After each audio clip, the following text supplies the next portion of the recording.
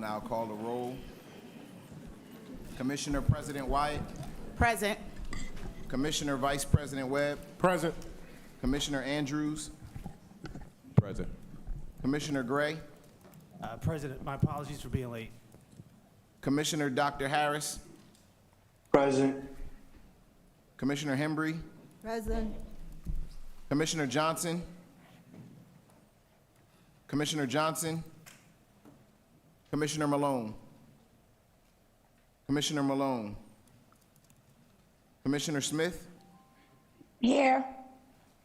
Also present tonight in attendance, we have Mr. Rashawn K. Hassan, Superintendent of Schools, Mr. Cameron E. Cox, Chief Financial Officer, Board Secretary, Dr. Mark A. Williams, Chief of School Management, Dr. Elizabeth Filipatos, Chief of Student Services, Dr. Jean Gordon, Chief of Instruction and Programs, Chief Carletta Jones, Chief of Human Resources, Chief Chris Payne, Chief of Information Technology, Chief Vashawn L. Hill, Chief of Marketing and Communications, Dr. Danielle Mastro Giovanni, Chief of Equity and School Improvement, Ms. Khalifa Shabazz, General Counsel, Mr. Jeffrey A. Morton, Assistant Board Secretary. Madam President, we do have a quorum. I will read the welcome. Thank you. Welcome to the public hearing and final adoption of the 2025-2026 budget meeting for the Plainfield Board of Education. Members will hope that you will find this meeting interesting and informative. We thank you for taking the time out to attend.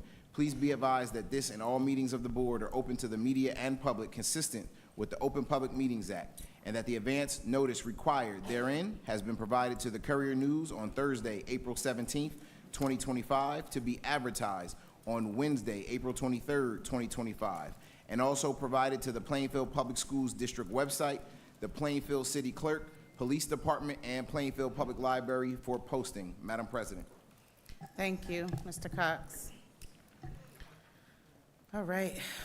First, I'd like to say welcome. Thank you all for coming this evening. I see a lot of you here this evening. I'm sure we have a lot of people online virtually, and I appreciate your presence this evening as we look to host this public hearing and final adoption of the 2025-26 budget. I do have a few remarks that I'm going to share to address the public, as we absolutely anticipated having you all here this evening. And as I said, we appreciate you being here. Thank you for joining us, and I want to begin by acknowledging what many of us already know. I'm going to get straight to the point and share that this has not been a smooth or a typical budget process. Definitely hasn't been a process of which we've endorsed since I've been on the board. And I'd like to say that that's a testament to our administration, our superintendent and business administrator and his assistant business administrator and the finance staff, the business office. Unlike in years past, the journey to tonight has been marked by tough conversations, heightened concerns by all of our constituents, all of our staff and community members, and a deep reflection from all of the stakeholders that involved has been considered. It hasn't been easy, but this is definitely a conversation and process that is absolutely necessary. We've heard your concerns. We've heard it from the community. We've heard it from you all, the staff. We've heard it from your union leadership, and we have taken them seriously. We've carefully reviewed the budget, considered every angle, and engaged in thoughtful dialogue with the administration to evaluate the impact of every decision with every option presented to us. When it comes to the issue of the tax levy increase, the board thoroughly reviewed and considered all of the options. At the preliminary budget hearing, you all were not here, but I'm sure that you've heard that we were presented with scenarios of which we initially chose the lesser of the two. After the hearing, we heard a multitude of different concerns, decided to dive deeper, asked for the administration to dive deeper into the budget, and we had numerous discussions revolve around that. Very in-depth conversations with the administration, which ultimately led to the decision to introduce more options inclusive of lesser amounts, which included the 2% presented by the superintendent and a 0% tax levy increase. At our April business meeting on the 15th, we revised the preliminary budget to include a 0% tax levy increase to be presented to the county. That decision was not made lightly, and we remain committed to exhausting all options to ensure that we are fiscally responsible moving forward. Tonight, we are here to see how we can maintain that balanced budget and move forward with the funding we have available. And I want to be clear that, as stated previously, we are not and have not been in a budget crisis. Mr. Hassan previously, along with his administration, presented the budget, proposed the budget, and no matter which path that we chose, we are still committed to making that work and believe that the administration will make it work. I want to acknowledge something that is very powerful tonight because you all are here present. We have more union members in this room than we've seen at any other board meeting, at least since I've been on the board. Again, I can only attest to that. And at most of our district events that we are a part of, we try to be as engaging as we possibly can as a board, and we love when we see that same level of engagement from the staff across the district. Your presence speaks volumes about your dedication, your passion, and your willingness to advocate for what you believe is right, and that advocacy matters. I want to just urge you, though, to bring the same energy, the same presence, and that same commitment to future board meetings that aren't surrounded around personnel issues or the budget, and to spaces and events where we would love your support and where our youth need to see all of you just as much, just as they see you inside of their schools and in the classrooms. Your voices and support and your presence are very much appreciated and go a long way outside of the classroom in the schools and positions of which you work. I want to be clear that the board is not working against you, nor is the administration. We want to work with you, we do work with you, and we want to continue to work with you. It's unfortunate that at times the budget process has been misinterpreted or misunderstood, or maybe not as clearly articulated as it could have been. You may or may not agree with all of the decisions, but please know that any proposed reductions will be explained with full transparency throughout this presentation this evening. And when all is said is done, I believe that you will see that the administration and the board have worked together in good faith to ensure that we've supported our staff without compromising our overall and collaborative goals and the success of our students during these uncertain times. This process may not have been easy, and I believe it has made us stronger as a board, as a district, and as a community. We have an opportunity tonight to move forward together. I want us to focus on the collaboration and not division. Let's keep the lines of communication open and not closed, and most importantly, let's continue to make decisions that serve the best interests of the students, families, and the community that the board was elected to serve, and we all were entrusted to serve. That is all I have for this evening. Again, I just want to thank you all, and I hope that you get the clarity that you need and deserve this evening throughout the budget process and through your questions and public comment. Mr. Hassan, you have the floor. Thank you, Madam President. You're welcome.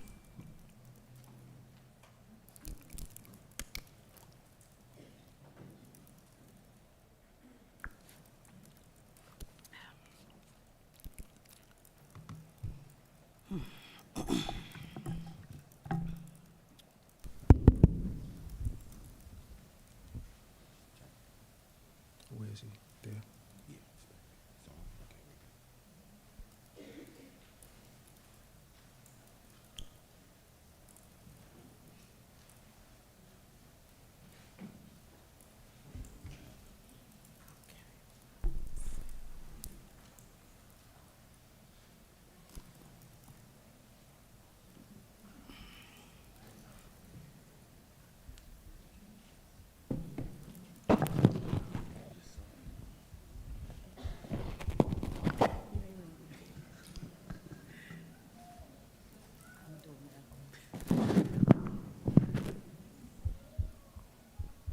Are we good, Mr. Gore? We definitely aren't making any cuts to our IT supplies and technology. So, again, as Madam President stated, it's a pleasure to see so many of us out this evening. And while we are all here to, hear about the next phase of our budget, I think we're also here to have a greater understanding and to really talk about leadership, right? How will our school district be led moving forward?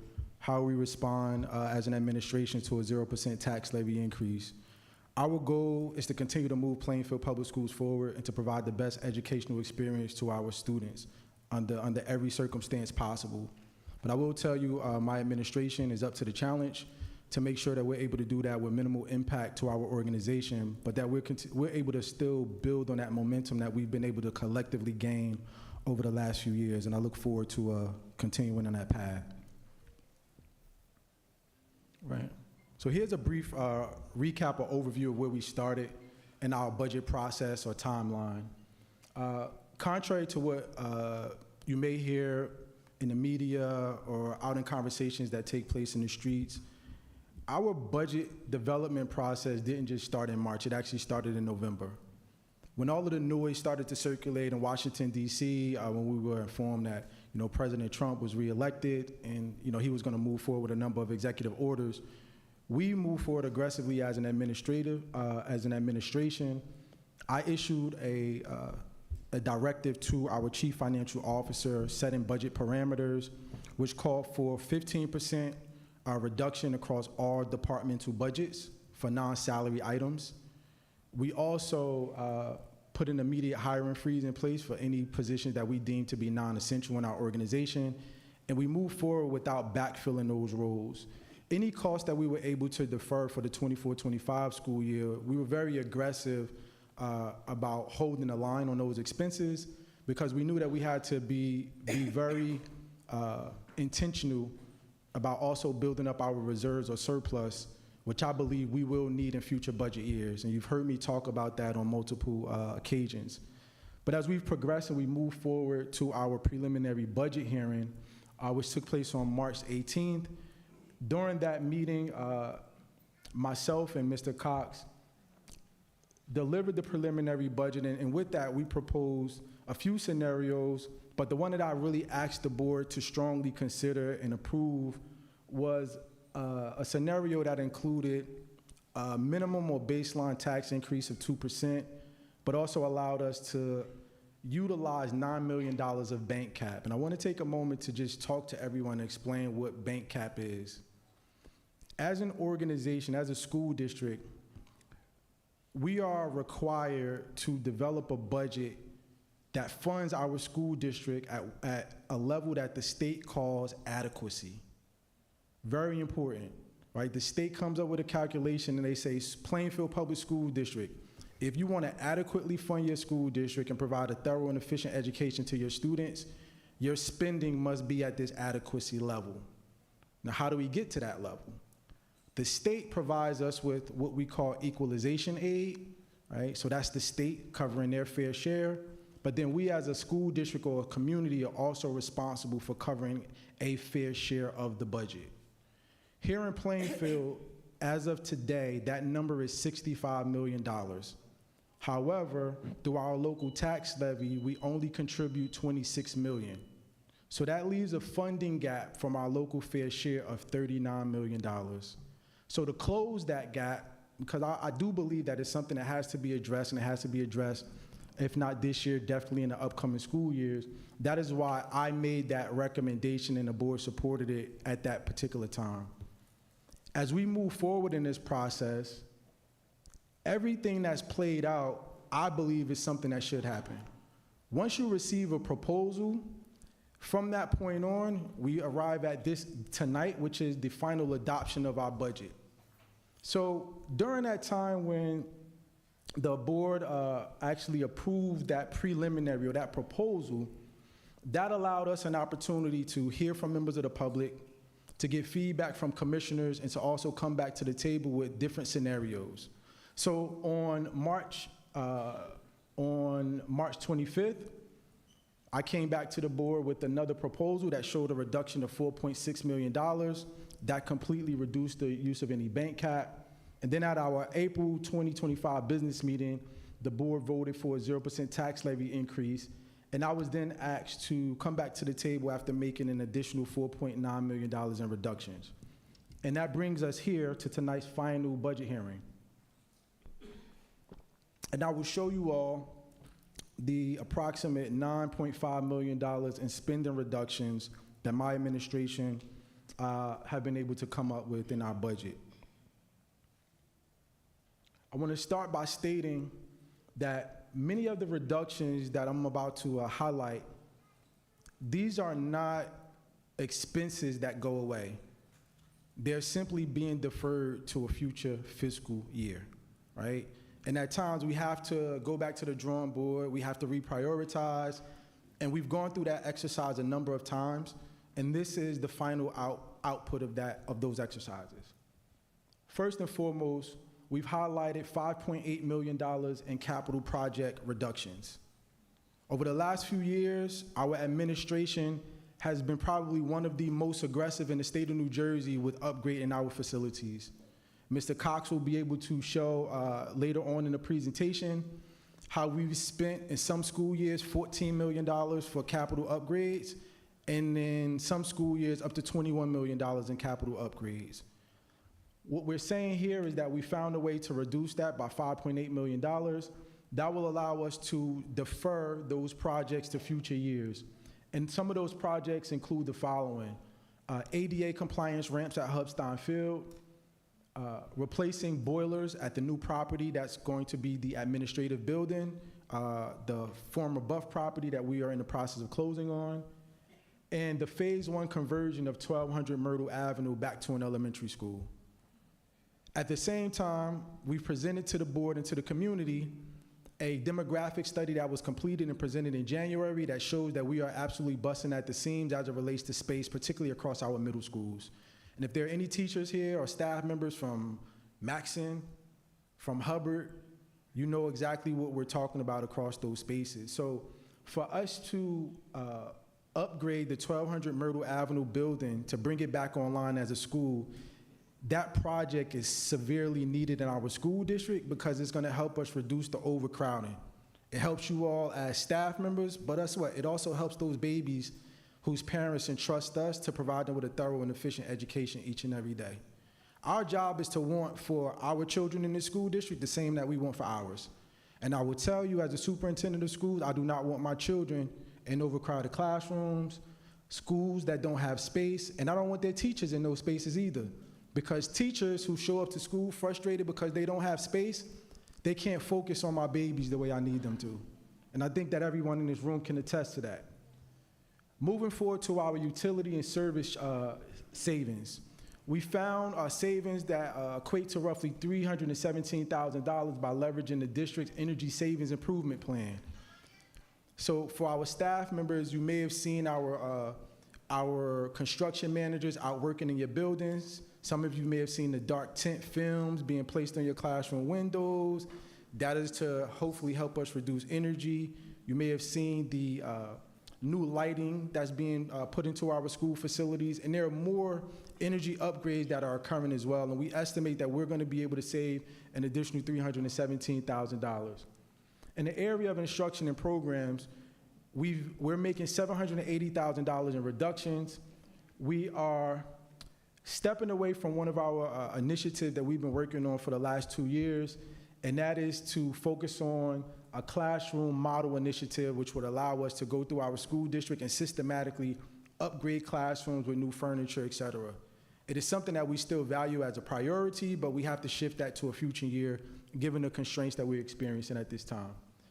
We are also going to defer the introduction of a new student leadership program, and we made a slight reduction to some instructional supplies because we found them to be a redundancy in the budget.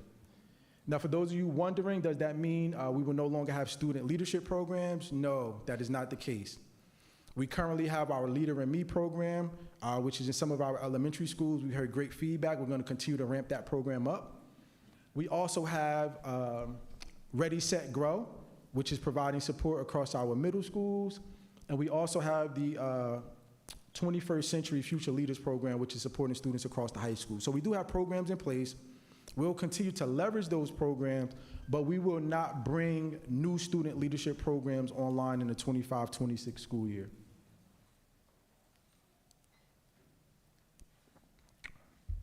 Moving on to transportation and travel. So district travel will remain flat. And this travel that I'm speaking to really relates to us as an administrative team, the board, conferences that we attend, which is really our professional development. But if we're asking to make reductions throughout our organization, everyone has to have a little skin in the game. And this is an area that we looked really closely at. So we're going to, again, keep the travel flat, keeping in mind that we also have to provide reimbursements for team members who use their vehicles to travel from location to location or to attend state, county, or even local meetings that might be outside of their normal reporting location. We've also taken a closer look at our bids for transportation services and have been able to make some adjustments there. And we're going to aggressively offer parent contracts for parents who may wish to transport their children to school on their own, and we will provide them with an annual payment or biannual payment as a school district. It's a strategy that we haven't leveraged in the past, but this is something that we see used throughout the state of New Jersey. We will provide information sessions for parents who wish to take advantage of this opportunity and do everything that we can to support them. The last area, and I think this is the area that everyone has been really waiting to hear about, this really focuses on staff reductions or reimagining how we utilize some of our personnel in our district. And I want to start by just highlighting the role of our instructional support team members.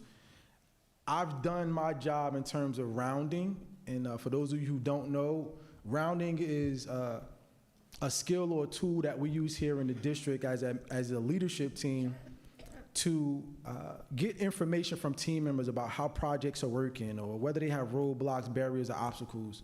I'm going to tell you one thing I know for sure is that instructional coaches are valued in the organization, right? I have yet to have a conversation with a principal, an instructional supervisor who tells us that there's no value there. However, we do believe that there's an opportunity for us to reimagine how instructional coaches are providing support, particularly when we have vacancies. So our strategy is to reassign our instructional coaches to fill the vacancies that we currently have on the books. However, we will provide them with an annual stipend to provide instructional coaching support outside of the normal classroom hours. So what would that look like for us? We have those Monday meetings that we're always having, right? That I think some of you have told me aren't always a value add, but could also be modified or remixed a little bit so that you can get a greater value from that. We have our monthly PD sessions, and we also have our PLCs. I want to tell you that if our instructional coaches are the master teachers and the great leaders of instructional practices that we believe they are, as a superintendent, I'm telling you this with 100% certainty, I need more students to have greater access to those individuals, right? And I think that, again, by moving with this approach and this strategy, our team members still have a meaningful job, and I think a well-paying job based on the collective bargaining agreement that we've been able to push forward in the school district and that we've been committed to funding over the life of that collective bargaining agreement. The next area is refining the ratio of our professional school counselors to students. Listen, we went all in on this because we as an administration, we as a school community believe in the support that our students need across our secondary schools. Our ratio today is one professional school counselor for every 150 students across our secondary schools. Those are some of the lowest ratios that you will see in the United States of America. I put those numbers up against any school district, any state. However, we believe that by refining that ratio and changing it to 1 to 200, it will still give us the level of support that we need, and it'll allow us to relieve some of the pressure that we are seeing in the budget. And lastly, we're going to ensure compliance ratios for our custodial services to make sure that we are in fact in compliance with having a ratio of one custodian for every 17,500 square feet across each of our school facility buildings. And that also means that we have to be flexible, and we also have to provide them with greater investments to make sure that their tools that they're using to perform their jobs each and every day are the best, and that we're leveraging technologies to make their jobs easier. We need our team members to be out here working smarter and not harder, and that's the onus is on us as an administration to make that happen for them. So in total, these proposed reductions equate to $9,585,123. And moving on to the next slide, reiterating again what our capital project reductions are. The relocation of the board office to the Buff facility, we're going to decrease the initial investment that's made into that transition. Our goal is to basically get that building up and ready so that we can go in and take over that building as an administrative team. It is not to be fancy, it is not to be a luxury suite. It is so that we could go in and we can do our job, all right? But over time, there are things that we're deferring that we have to revisit, such as boiler replacements, a roof replacement for that facility, et cetera. I've already talked about the ADA compliance on our ramps. And aside from that, the projects that we will pursue are all projects that are identified in the district's long-range facilities plan that we prioritize as impacting the health and safety of our students and staff. Talked about, again, our utility services, a little more details here, reductions into some of our cabling projects, and some of our software subscriptions. Now, I want to highlight the cabling project and what that means for us as a school district. The Office of Information Technology has done a great job of making sure that we have one of the best networks and infrastructures in place. And I think we've been doing a good job as an administration of making those investments, but we're asking them to give a little back. So we're going to slow up the pace slightly on some of the cabling projects.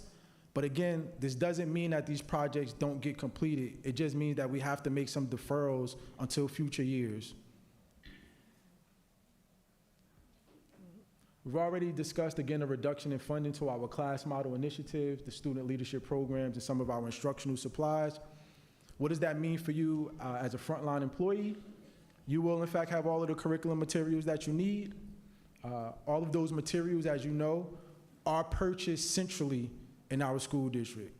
So the school-based budgets that we provide for principals never have to go out and order curriculum material. They never have to order textbooks. These are all purchases that we make centrally as a school district. It also means that your per classroom allocation that you normally receive for your ed data orders, right? Everybody familiar with those? That is not touched. You'll still receive that same level of funding, but I would ask that as you go through that process and you have these discussions with your principals, be very clear about those things that you need to help you differentiate that educational experience for the students in your classroom. We've talked about transportation, and what I want to highlight here is that as a school district, we cannot continue to do things the way we've always done them, because if we do, we will always get the results we always got. Innovation has helped us move Plainfield Public Schools forward, and it will continue to help us move Plainfield Public Schools forward. So this area of providing transportation contracts to families, yeah, we are taking a step out of there. We're taking a step on faith, hoping that our families trust us in this process, and we hope that they collaborate with us and take advantage of this opportunity. And again, just a one-time revisit of what we just discussed with our human capital reductions or restructuring. And at this time, I'll turn it over to our CFO to walk us through our revenue and appropriations for the proposed budget. Thank you, Mr. Hassan. Again, greetings all. I want to bring our attention to that true impact that we talked about when we continued our conversations relative to the revenue streams and appropriations for the budget post the March 18th preliminary budget. As you see on March 18th, at the conclusion of that meeting, the local tax levy, in an effort to utilize some of the bank cap that was generated from previous years where taxes had not been raised, as well as to get closer to the adequacy, to get away from the heavy dependence on state aid. The local tax levy stood at $35,538,911. We had our tuition for students that pay the district tuition to come in, our interest on investments, and I want to clarify this because I believe there was some conversation. Our interest on our investments is a funding stream that we leverage by getting daily sweep interest on our deposits in our district's bank accounts relative to our local general operating accounts. And so from all local services, including miscellaneous revenues generally associated with when people come to rent our facilities, our local revenues stood at $36,665,835. Our state aid numbers are attached there in the middle. That has not changed. That will not change as a part of our state aid award directly from the state. For total revenues of $327,056,642. I want to bring your attention to our usage of budgeted fund balance, which represents excess surplus above the state allowed 2%, as well as unassigned fund balance, and then the initial withdrawal of $1.1 million in capital reserve, as well as $1 million in maintenance reserve, with a total reserve from surplus or reserve accounts totaling $11,236,484, which brought us to our total revenues from the preliminary budget of $338,293,129. Now, as we stand here, we've heard, we've collaborated, and then we've adjusted. The revised preliminary budget numbers were approved at the April 15th meeting, which now you can see reflect a 0% tax levy increase for the district, bringing it back to $26,018,540, which will now represent a 7th year in a row of 0% tax levy increase to the taxpayers in Plainfield. From local streams, those numbers have not changed one bit. This was not a part of the scenario that we were reconsidering post the March 18th meeting, which gives our revenue for local sources at $27,145,568. Our numbers directly from the state, which are a part of our state aid award, have not changed, giving our total revenue $317,536,271. You will see a slight decrease in the use of budgeted fund balance due to the necessary cuts. We were allowed to put a little bit of money back into unassigned fund balance, which will ultimately help us in future years with making sure that we can adequately support the budget.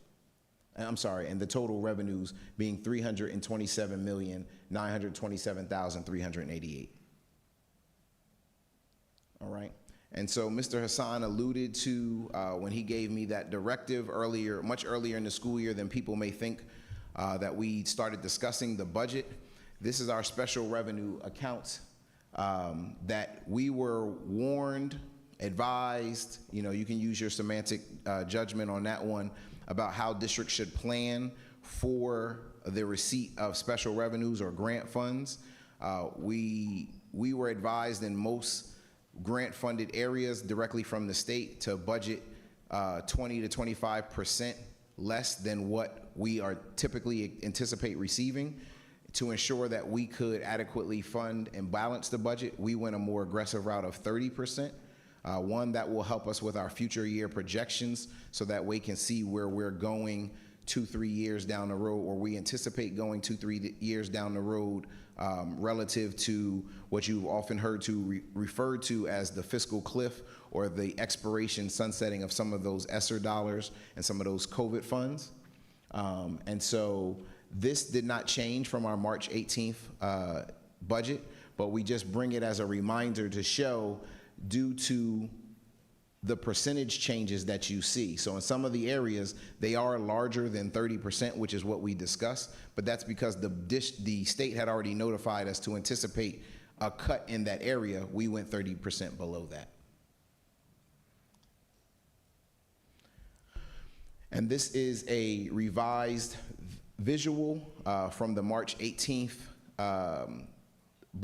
preliminary budget meeting, where we show how our expenses, and although in the 25-26 due to the cuts, it's gone slightly down or plateaued, as our expenses and our general operating budget have gone up, we have to also realize the sunsetting or the significant decreases relative to our special revenues. We were as high as in 21-22 at the height of the pandemic.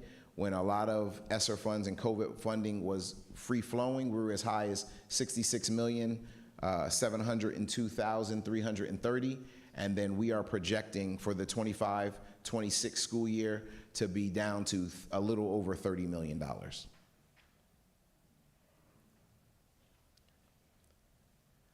And so as we go to our appropriations, on the 18th of March, we have our general appropriations that we had already preliminarily approved, totaling $293,129, and that was as we projected at the March 18th preliminary budget hearing.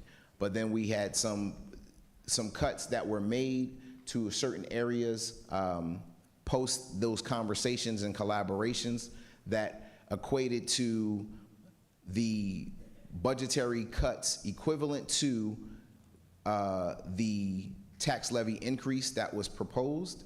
But I want to kind of clarify that you can't always just cut. And so on paper, because of the way the fund balance works and the way the withdrawal works, it looks like it's a little bit above that $9 million.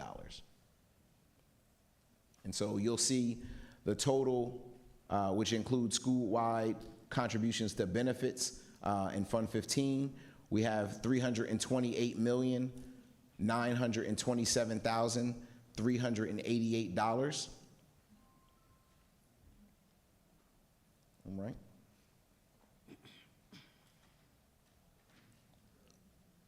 And then we want to bring your attention to a previous slide that we have since updated since the March 18th preliminary budget hearing. We have, over the last few years that we've done our budget presentations, we have shown relative to the proportion or percentage of our budget what salaries and benefits represent. And so we kept this slide, which shows the dark blue as what our budget or what the numbers are prior to our pass-through funding for non-public spending that comes to us as a pass-through entity to support our non-public schools, our charter school payments and such. And so we've done that, shown the 3-year trend, but we wanted to show the salaries and benefits reduction in this slide here that you'll see in yellow, that still, with the slight deduction, keeps us at still about 75%. Previously, at the March 18th agenda, we were at 75.4. Now we're at 75.35% of our total budget is allocated to salaries and benefits after pass-through. All right. And again, the preliminary snapshot from the March 18th agenda, preliminary budget meeting, excuse me, and then the reduction that is then seen here on April 29th to represent the cuts that were previously mentioned, earlier by Mr. Hassan and myself. All right. Yep. Thank you, Mr. Cox. And this last slide here shows my proposed org chart. And in this org chart, making some slight changes. I think there's some redundancy that we identified in the organization, particularly with the offices of school management and the Office of Instruction and Programs. During the course of this year, we've realized that while there's some overlap, some of the feedback we received from our administrators during the course of the year, that it's been challenging sometimes, right? Receiving messages from one office about instructional strategies and approaches, and then receiving something different from another office. So we're looking to have greater alignment between those two departments. Also, as it relates to our Office of Equity and School Improvement, that office was started. We, at that time, had Chief Yvonne Broussas, who was the leader, and really helped us get ourselves established with Phase 1. Upon her retirement, it was my decision to move some of the functions from her office to allow her replacement to get themselves acclimated and to really, hone in on the equity framework that we would utilize in our school district. And what I'm simply proposing here in this org chart is to move those functions back into that office or that area. And those areas are the Office of Student Enrollment, the Equity Fellows, the data team, datum systems and testing group, and as well as our multilingual education program. Our view here in our school district is that every student is here as a general education student. There's no such thing as a special education student, no such thing as a bilingual student. Those are general education students who just receive additional services or supports, point blank period. We also see multilingual education as a matter of equity for the children that we support in our school district. When you disaggregate our data, it shows clearly that students who are just in our general education programs, they are outperforming students in all other groups. But guess what? We can't turn a blind eye to that and not level up the supports that we're providing those students. So the reason that we've decided to park that program in that office because it is a matter of equity and access for us. And when those students, whether they come from Honduras, whether they come from Egypt, once they show up here in Plainfield Public Schools, it's our responsibility to prepare them, to get them across the finish line, and to make sure that they are set up for success. And I believe that this gives us a greater opportunity to do so. These proposed reassignments, they don't cost us a thing. And the last thing I just highlighting, as a part of a previous conversation with board members, I did make a request for a chief of staff. The feedback that I received from the board members was that it would be more palatable to not just create a new position, but to allow for that function to be absorbed by an existing team member and providing them with additional supports. And this organization reflects me doing so in this proposal. Madam President, that ends our presentation. In addition to everything we've just discussed, I just want to review one more time the timeline. We've already passed our March 18th date. We did submit the preliminary budget to the county as requested during that timeline, but there was a little back and forth, and that required us to remain in constant communication with our executive county superintendent and our executive county business official. We did have additional committee meetings, and we are now here at tonight's public hearing and adoption for our budget. And the absolute deadline for Plainfield Public Schools for our administration to adopt our budget is May 14th, 2025.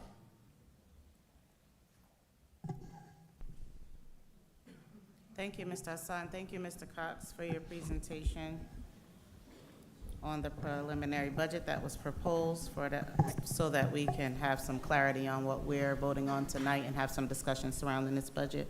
I will now entertain questions or comments from commissioners at this time.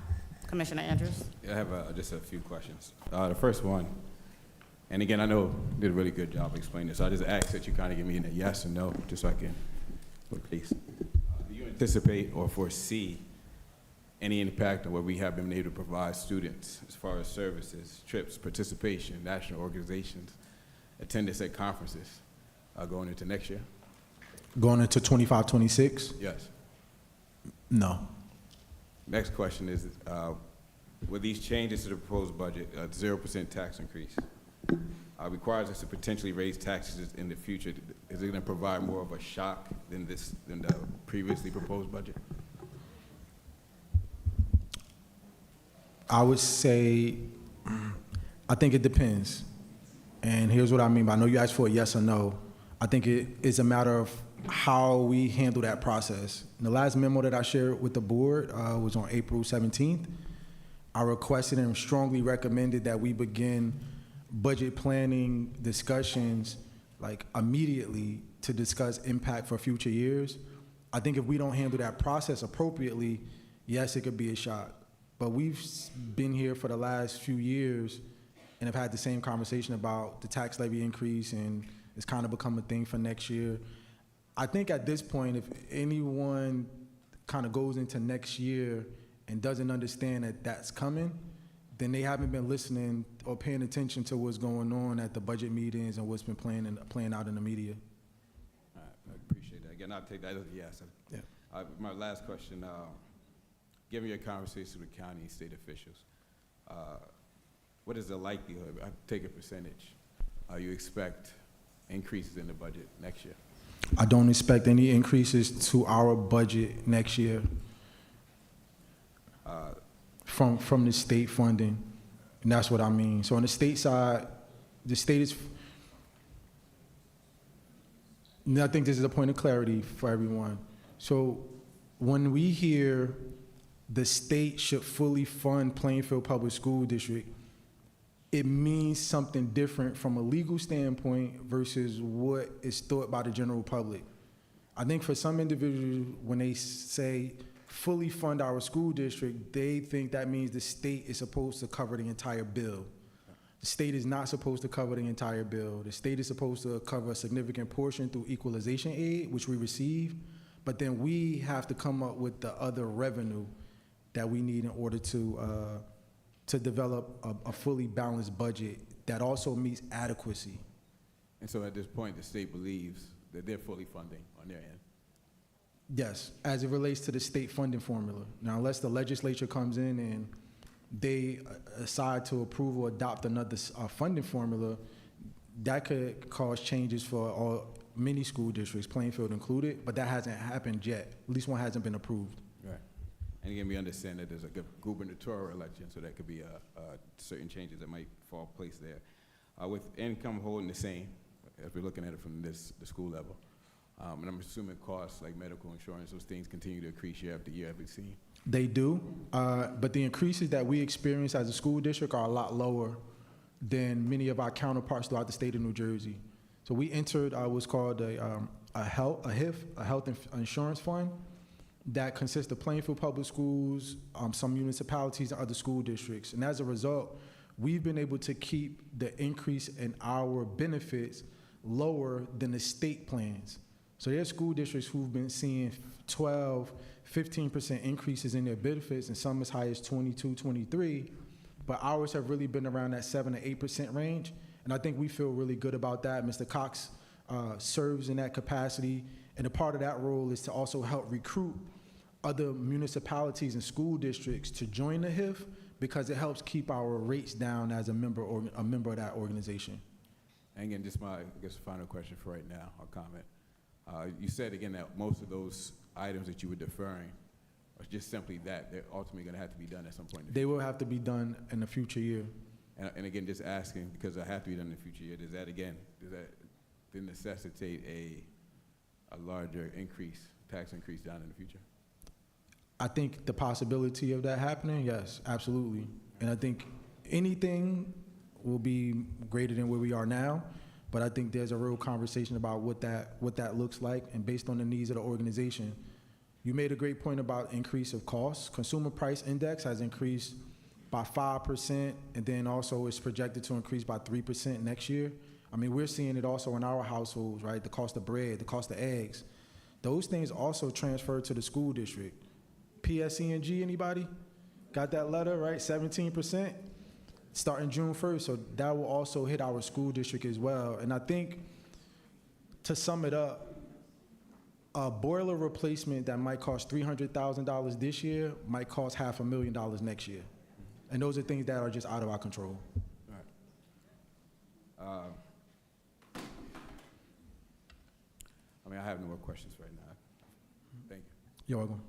Thank you, Commissioner I'm Andrews. sorry, can I just say just one thing? Again, you know what, and I do want to take the time to say, I think, I understand you're in a difficult place. And again, I appreciate the clarity which you've come forward to explain the process to us. And I appreciate you being forthcoming in the questions that I'm asking, because I know those can be difficult in trying to weave around to not offend and step on toes. So I just want to recognize that. Thank you. Thank you, Commissioner Andrews, for your questions. Commissioner Gray, you have questions, right? Hi. Go ahead. You have the floor. You hear me? I think we hear you now. Say it again. Mic check. 1, 2. Here. You good. On mics, I perform like Mike. Anyone, Tyson, Jordan, Jackson, hear me? Got you. All right. So the first thing I want to say is that I appreciate. You can't hear Okay, me? maybe they can't. Try the mic over there. Try it over there. Hello? Hear me? There we go. Yeah. Thank you.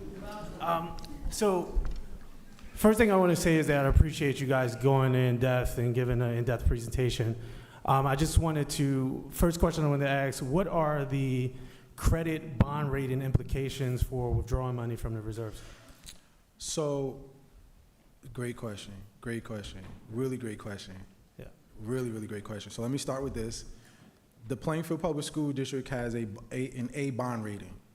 Right. So that, and we've had that for 2 consecutive rating sessions through S&P, Standard & Poor's, right? So if we were in a position where we were going out and seeking an opportunity to leverage debt, that initiates that process where that evaluation starts for us as an organization. So that timeline could be accelerated based on an action that we took as a school district. So we just went through the process for the ESIP. I think we did it in prior years as a follow-up. But anytime you want to leverage debt, it initiates that process. And being over-leveraged is a problem. So if we show on our balance sheets that we don't have reserves, that is an absolute problem, and it will kill the district's bond rating. So what's the downgrade from withdrawing money from? Like, if we're at a A+, we're at AAA, right? We're at an A, but We're at an A, here's the yeah. thing, we don't control that, right? So Standard & Poor's could look at that and factor in potential future market conditions and volatility and say, well, because you don't have reserves and don't have, let's say, a plan to rebuild reserves, they could take it upon themselves and knock us down to a C. Like, we really have no control in that. Our job is to provide them with the plan, to show them how we are managing the district's fiscal resources. And if we are using any withdrawal funds from capital reserve, maintenance reserves, et cetera, we have to be able to show them a plan to replenish them. And if we're unable to do that, that will negatively impact the bond rating. So is there a plan that currently exists to replenish the money that you intend to take from reserves?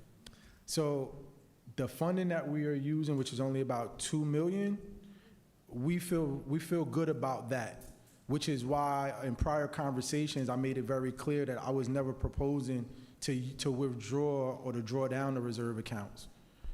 For that reason that you just stated, and second, because we know we will need them to renovate the 1200 Myrtle Avenue building to bring it back online as an elementary school. And again, I think that's a great question that you asked, because those are all considerations that we have to think about as an administration when proposing the budget. I think it's simple to balance the budget, right? To balance it, you just have to make sure that debits equal credits. Right? And if you do that, that budget is balanced, but it also has to take into considerations, future projections for the market. I talked about potential volatility. What does the consumer price index look like? Will the district be in a position where it might try to leverage debt in future years? If so, do we have enough reserves to cover that? Those are all scenarios that we also considered as an administration.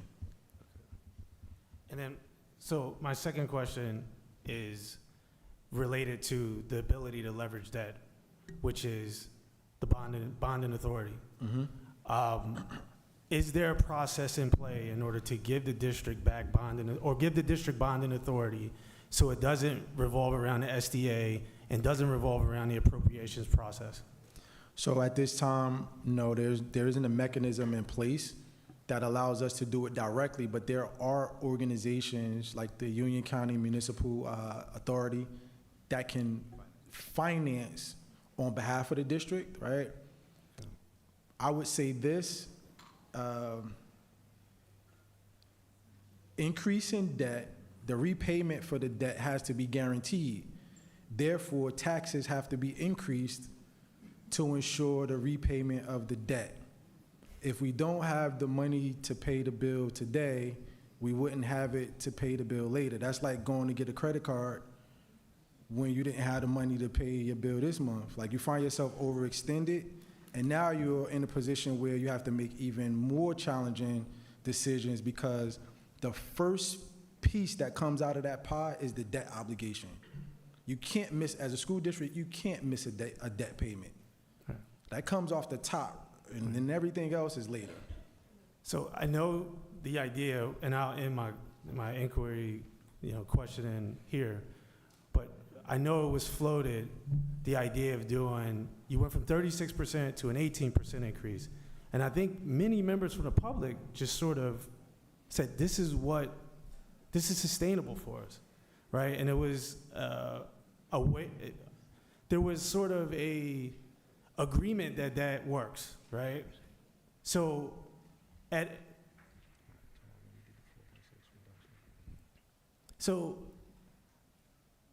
what I'm trying to figure out is that at a 0% tax increase, it really doesn't help our communities out. Our communities, I mean, teachers. Oh, wow. Thank you for clapping. So at a 0% increase, that really doesn't help our communities out at all. Like teachers, my daughter relies on special education. I'm very transparent about that. And I just don't think a 0% tax increase works. I voted no initially because I felt that the state should provide a free and thorough appropriate education for each child. But what wasn't discussed was that we were at only funding it to the tune of 26 million and we needed to be at whatever, 65 million or something like that. Is that accurate, Commissioner? Yeah, you know what, if you don't mind, I just want to just jump in for further clarity. I heard you say expectation is 65. We pay about 26 right now. Right. Correct? So that means we have about a $29 million gap between what that local expectation is? 39. $39 million gap. Yes. Yeah, sorry, that's bad math. I should be doing better. And in that $39 million gap, I'm assuming that gap, to Mr. Gray's point, is only going to grow by taking no action today. Right. So that $39 million gap doesn't remain the same for next year. Next year, to be a possible $42 million gap. Yeah. So yes, that's a possibility, but what I don't want to do on my end, I don't want to speculate what the state's funding formula is going to calculate, because that gets calculated by the DOE's budget software in terms of what the number is for adequacy. I can say this, as we've seen things play out globally, local markets, local economy, the prices of goods and services continue to rise and increase every day, and I don't expect those things to stay the same year over year. So if that changes, then there's an expectancy that the adequacy budget changes, which would mean that that local fair share would increase as a result of that as well. And that was a really nice way of putting it. But in your experience, you haven't seen it go down. No, I haven't. Right. All right. So then one could expect, to Yeah. Mr. Gray's point, that would. And I just want to add one more thing to it, right? So I was, so I'm a homeowner, and also I send my kids to Plainfield Public Schools. But one of the most important things that I did during the pandemic was that I refinanced at 2.5%, right? So many people are riding that high of having that equity in their home and then having to refinance at 2.5%. And while a tax increase is not something my family is excited about, we realize that it's a funding obligation for us to fully support teachers, students, and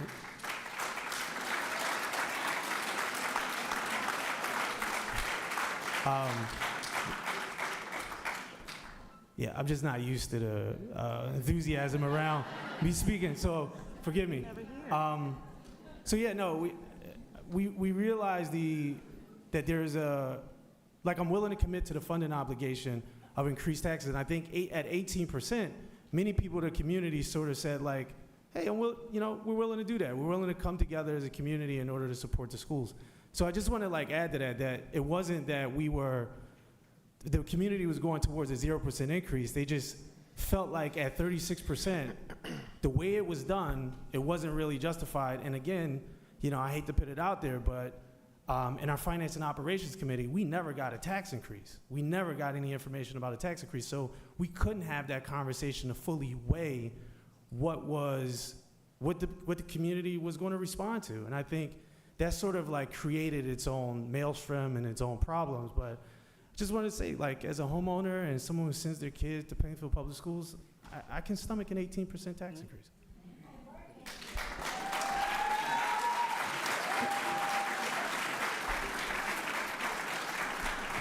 Thank you. Do we have any other questions by? Your questions can wait to public comment, ma'am. Do we Yeah. have any other questions from commissioners at this time? Just regarding the organizational chart, it's, I wanted to get an opportunity to look at what it currently is, to compare. I know you explained what some of the changes are, but I want to see if you can provide us. No with- problem. We'll provide that for you, Mr. Webb. Thank you. Okay, before I It's speak, all- I want to say, if you want to pull it up, it's on the district's website now as well, if you want to pull it up real time. okay. Nick, do you see if we have questions from the commissioners that are It's online? in the agenda.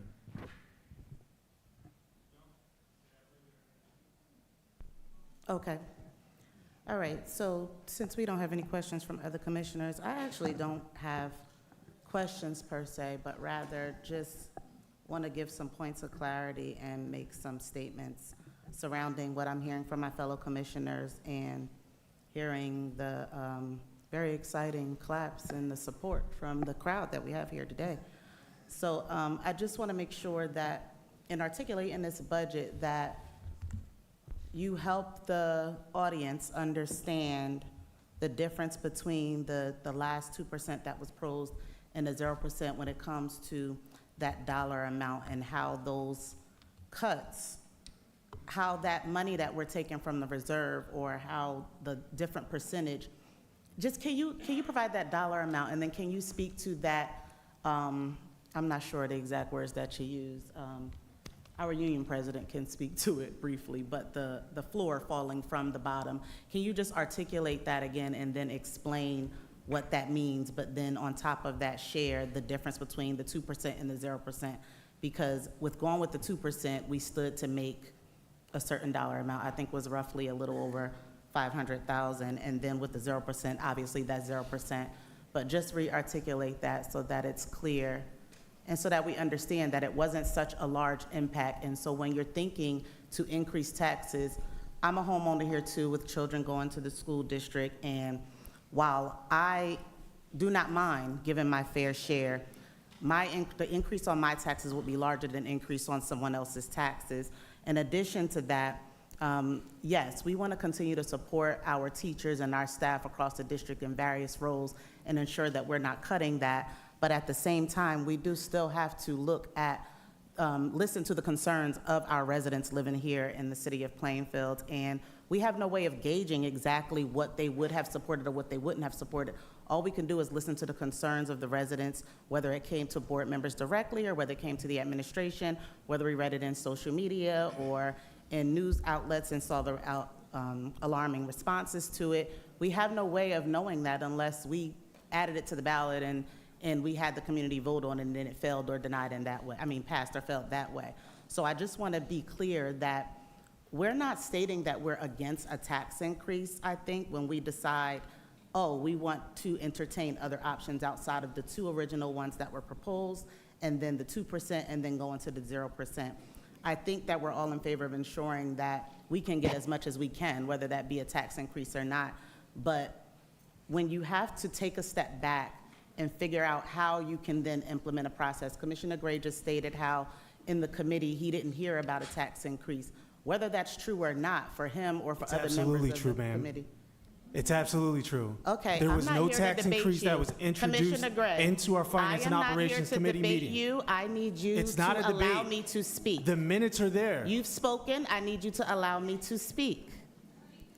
Now, I was not there, and I can only speak my own truth. Whether or not what he says is the same sentiments as any other member in the committee, what I'm saying is, if that was not articulated, that speaks to the point of ensuring that from one budget process to the next, between now and next budget process, from the time you started to the time we get here to actually have a vote, there needs to be transparency, there needs to be clear lines of communication, there needs to be information disseminated to the community, the staff, and everybody else to make sure that they understand why the tax dollars are being increased, where the money is going, how it's being spent, what we could potentially cut along the way so that we don't have to get to a point to make major cuts all at once. Again, no And that one's wasn't in the jobs committee are at meeting. stake at the You moment. can- and the I public need can review you the to minutes. relax because I am talking.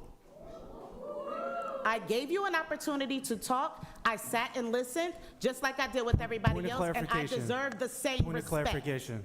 Point of clarification. Thank you. Point of clarification. There's no So if the, clarification so the needed. point of clarification, Excuse point me. of clarification, the minutes Sir, are I there need for you to review for relax. everyone. Cool. The minutes are there to review for I everyone. need you to calm down.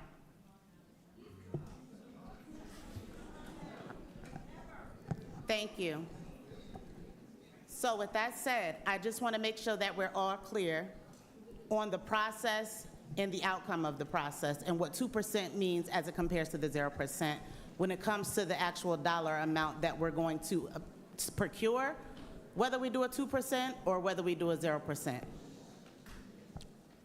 So, You all will have time to speak during public comment. I'm asking that you be respectful and listen, please. Thank you. just so I'm clear, you want to know the difference between the 0% That dollar and the amount, 2%? if we brought in that funds from the tax levy increase of 2%, what is the dollar amount that we would get to the district? $585,123. Okay. And now, that's with the increase for the enrollment adjustment that's allowable.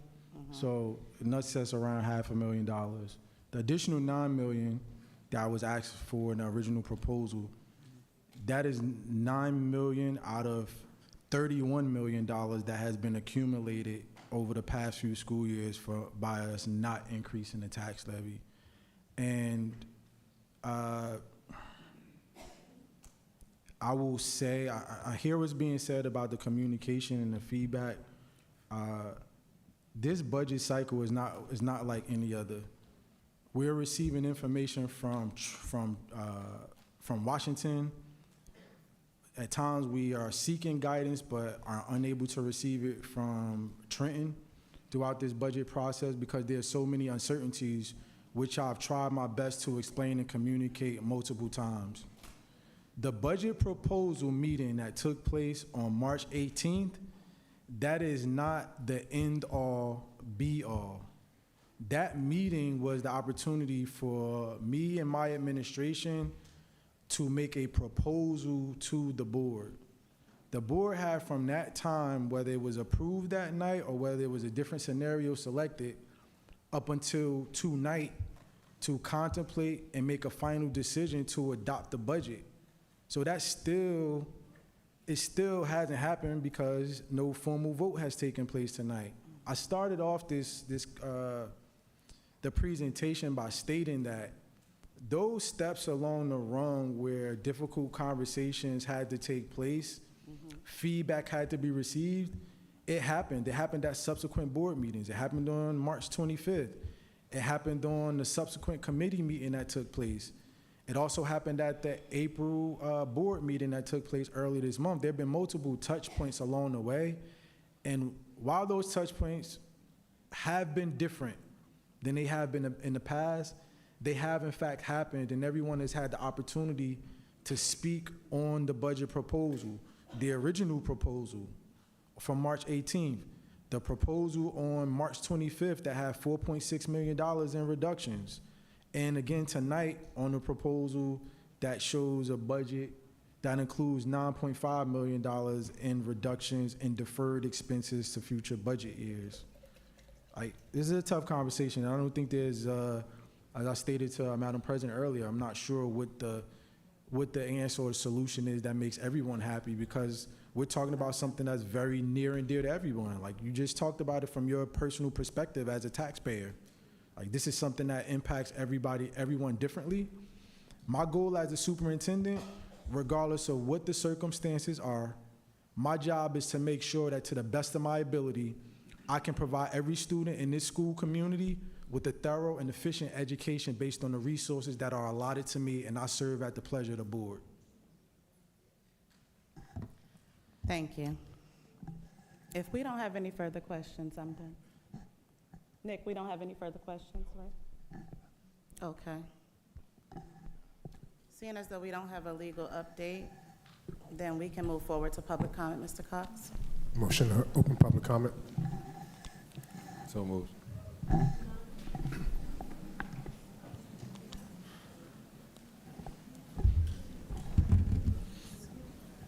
Been Commissioner Vice President Webb, and then second by It was Commissioner properly Gray. moved by Commissioner Vice President Webb and seconded by Commissioner Andrews that the board now go into public comment at this time. You heard the motion. Are you ready for the question? Yes. There being none, all in favor? Aye. All opposed have the same right? Motion carried. I will now read the...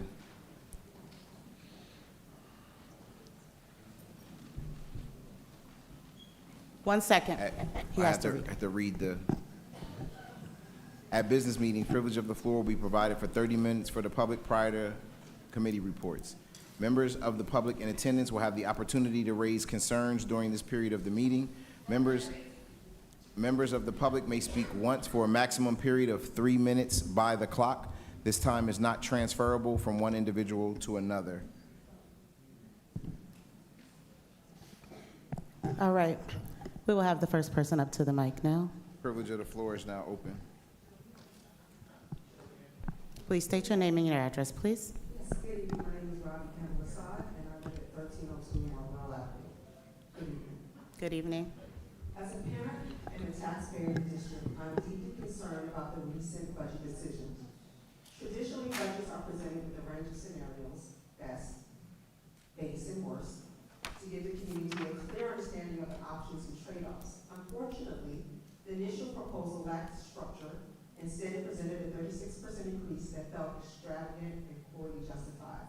It was like being offered a steak, a good steak, on a flimsy paper plate, flashing on the surface but lacking real substance. There was no measurable outcomes for students, no clear justification for the increase, and overall the presentation was confusing. That said, I appreciated the revised base budget that the superintendent presented at the April 15th meeting. It was evident that some thought and care had gone into reducing unnecessary expenses, postponing travel, and even the accessible ramp for the visitor side. It seemed like it was reasonable, and I was behind it. But what followed was both surprising and concerning. A motion from the board vice president for a 0% tax increase. The superintendent made it clear that this move would derail our strategic plan, result in staff layoffs, and cut essential programs directly harming students. How could you consider this? If I'm someone who ran for the board and I lost to candidates who I really believe in fact, their platform emphasized empowerment through education and literacy. That message resonated with me. It focused on student-centered leadership. But now I must ask you, where is the student leadership now? Have you forgotten the community that trusted and elected you to support our students, teachers, and families? What's driving the decision for a 0% is in the best interest of students, or is it politics? Is it driven by your politics? Is it driven by brotherhood? Is it driven by personal alliances?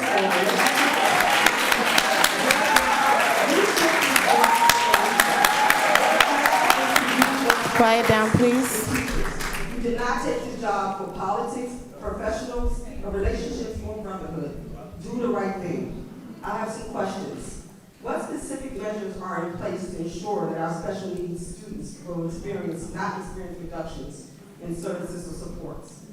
Why haven't you listened to the community members? You mentioned social media. I hope you don't use that as a gauge, because even when you're writing books in college, you can't use them as a resource. So I hope you look into other things besides social media. In fact, I was kind of concerned that you said that. How will the administration clearly communicate the real-life effects of these decisions on students, families, and school staff? If the district fails to meet the strategic goals this year, and there will be cuts, again, thank you, Mr. Hassan, for being very honest and transparent.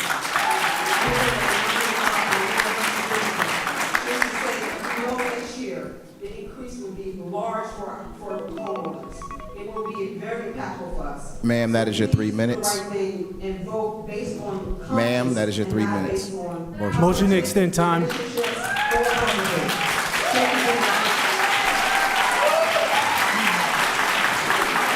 We'll have the next person up, Rescind the please. motion. Am I, supposed to be responding?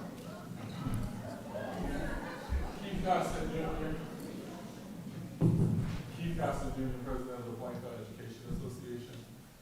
And while I was going to stand here tonight and read a letter from one of our members, Ms.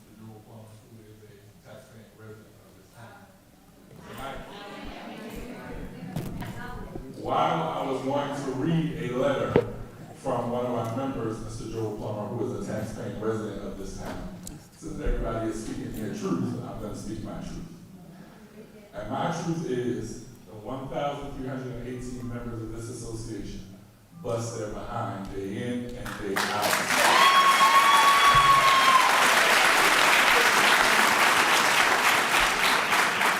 And while they may not be seen at the glitz and glamour events, they are seen at math nights at Jefferson School.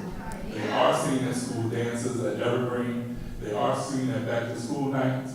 These are the individuals who show up day in and day out, whether that's 7 a.m. before they have to clock in because they're working with students, whether it's 7 a.m. when we have some of our staff members who are not getting paid standing around with students because we know that their parents have to get to work early, or whether they're there at 6:30 at night working with our students.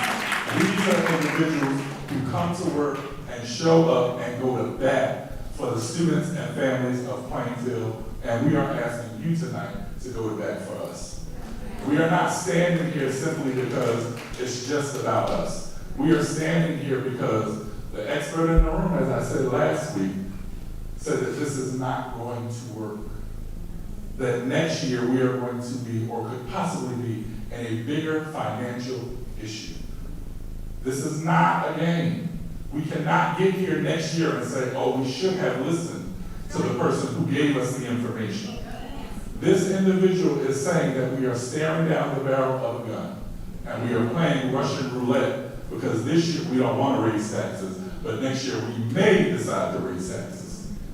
If our fair share is 65 million and we are at 26, and whoever the governor is next year decides that they don't like the funding formula and decide that they're not going to fund us an extra $5 million or $10 million, what are we going to do then?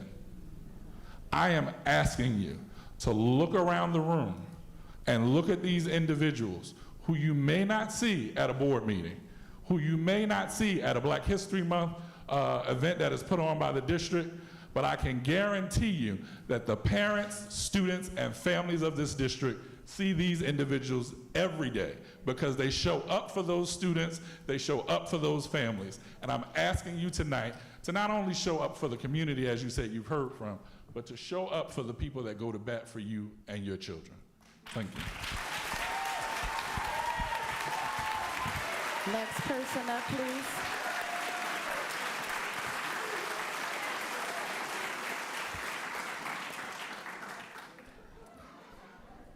Good evening, everyone. My name is Catherine Balch. I live at 1314 Highland Avenue, and I'm here to talk about reading.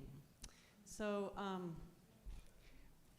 I get emotional about it, so forgive me. When I started getting interested in the Plainfield school system and the quality of education that the students are receiving about 5 years ago, I did some research on what's happening in education circles. How are students being taught to read, and what are the support systems in the schools?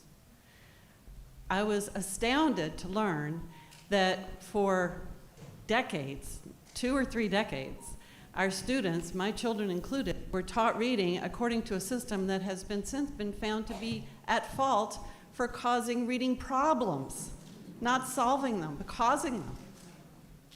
Fortunately, our district, like many across the nation, have changed the curriculum. Dr. Jean Gordon was instrumental in changing the kind of programs that she buys and distributes to teachers, and the kind of support that she gives teachers to deliver the instruction these students need. Reading is one of the hardest things I've learned that human beings do.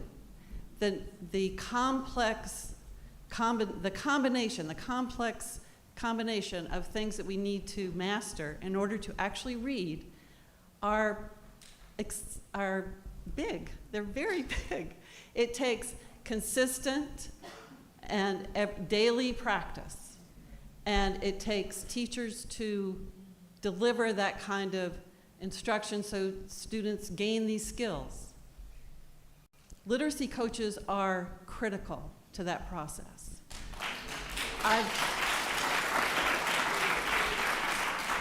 I'm not a teacher, I'm not a literacy coach, but I have to give them a shout out. I've been involved in running a reading in the classroom and book giveaway program over the course of the past year, and we have 8 or 9 or 10 volunteers who come into the classrooms and read to the children and give away books.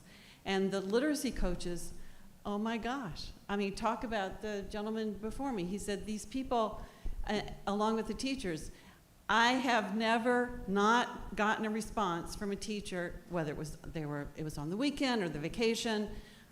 They've always responded to me. They work tirelessly for these children.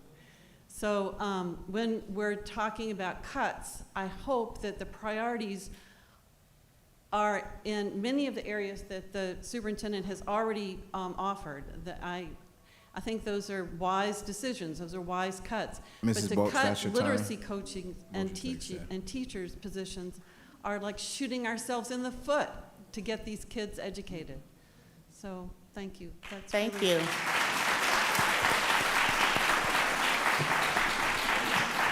We'll have the next person up. Yes, you can come on up.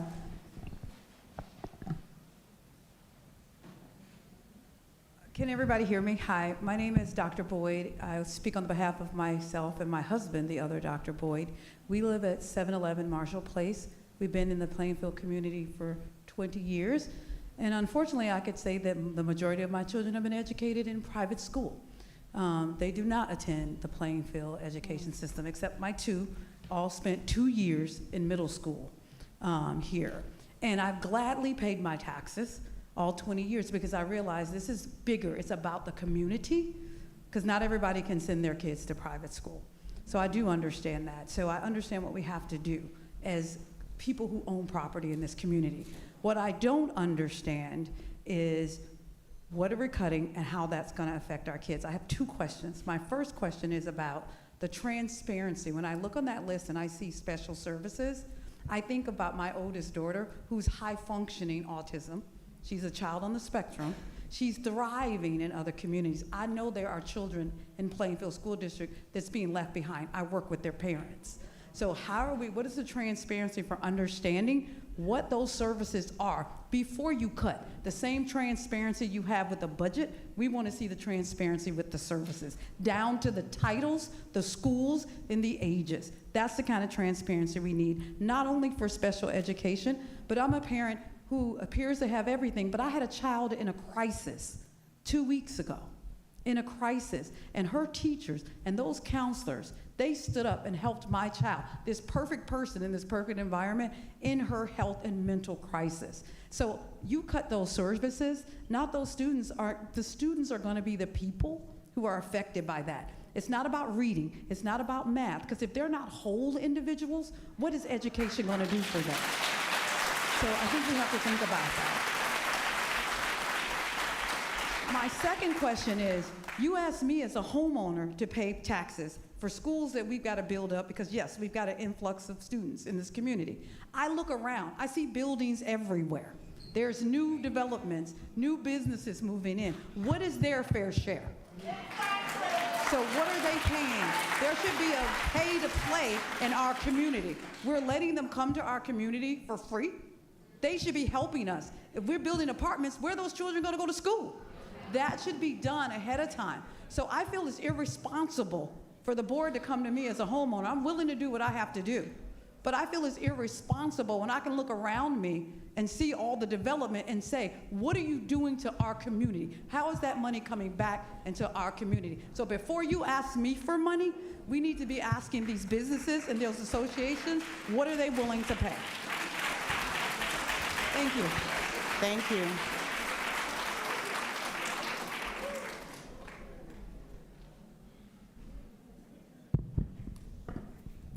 Greetings, Board of Education. I'm Lori Davis, 15 Raymond Avenue, Plainfield, New Jersey. I stand before you again as a homeowner, parent, and employee of Plainfield Public Schools to request you honor the previous budget proposals presented by Mr. Hassan, in which he requested a tax levy to support the Superintendent's 2023-2028 strategic plan. We are gearing up on year 3 of the plan, which has documented proof of the improvements for Plainfield Public Schools. Strategic goal number 2 speaks to teaching and learning. How can we improve on instruction? By dismantling instructional coaches. Have you ever watched a sports team achieve a championship without a coach?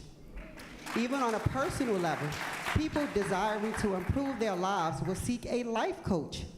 Even our administrators have coaches. As an ESL instructional coach for 4 schools, I support 16 ESL teachers, 4 world language teachers, who enrich the lives of hundreds of students. So inadvertently, I actually help hundreds of students. Some of my colleagues have stated, Ms. Davis has advocated for site-based ESL PLCs to improve collaboration. Coaches like her are essential for us to grow as teachers and give our students the best support possible. Because of her time, effort, and demeanor, I have grown more confident and reflective in my practice. She and other coaches are crucial for ongoing professional development and growth. Strategic goal number 1 speaks to culture and climate. I have witnessed the unfortunate events of what occurred in East Orange Public Schools, and currently they are still protesting. When you cut jobs, rearrange staffing, and minimize programs for our youth, you are not allowing goal number 1 to reach its potential. School districts currently, like Toms River, are selling school property, and school districts like Lakewood are closing elementary schools. By being fiscally responsible, we currently have a surplus, so by requesting a tax levy at this time, we are being proactive to not only keep the things we have in place, but to continue our ongoing advancement of Plainfield Public Schools. I ask that you keep instructional coaches and all personnel by reconsidering the previously proposed tax levy request, so Plainfield Public Schools can continue striving towards our mission statement. We, in partnership with our community, even if that means that they have to pay a little bit more taxes, are accountable for creating a safe, inclusive, nurturing learning environment for all students to achieve their maximum potential. And I will also include the ending of our former mission statement. No alibis, no excuses, no exceptions. Thank you. Next up.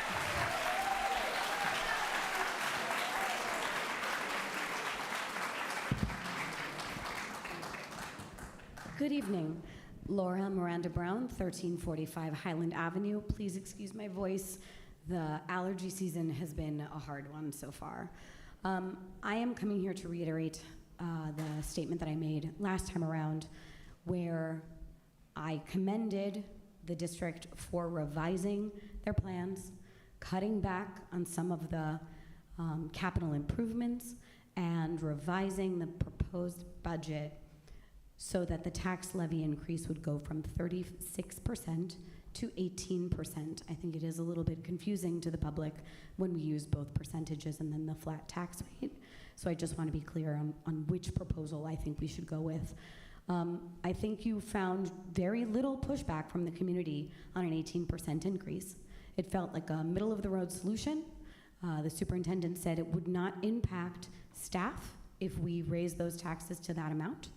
And I trust him. I trust him at his word that with that funding, our staffing levels would stay the same, that our coaches would stay in their position, and that our students would continue to be able to receive the benefit that we are working so hard to give them. I was a member of the instructional committee for the strategic plan.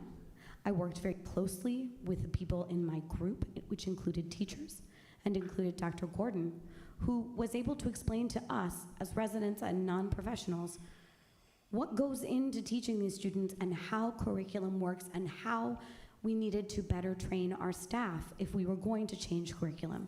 That was incredibly helpful, and so I am a little disappointed, no, strike that, very disappointed to see that in this reorganization chart, it looked like, to me, that perhaps Dr. Gordon was being moved around. And I am very, very upset about that. I have been able to ask her questions. She is a community resource, and she is an advocate for every single child in this district. And so I hope that she is not being moved. So, putting aside everything else, I'm delighted to see all the teachers here. I'm sad that they had to come out here at all. It was shocking when Mr. Webb put forward a 0% tax increase last meeting that came out of nowhere. I find it a little disingenuous to imagine that Madam President was unaware that he was going to put that forward. And I, like Ms. Campbell, like Ms. Lissad Campbell, have to question why, during an election season, when the president of the board shares the same last name as somebody who was running for mayor, has voted for a 0% tax increase against the urgings of the paid professionals who we hire who have budgetary experience like Mr. Cox and Mr. Hassan.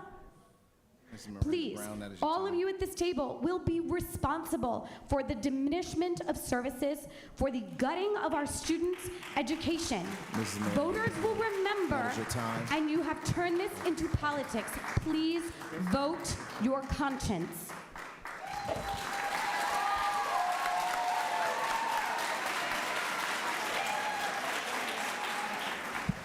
Good evening.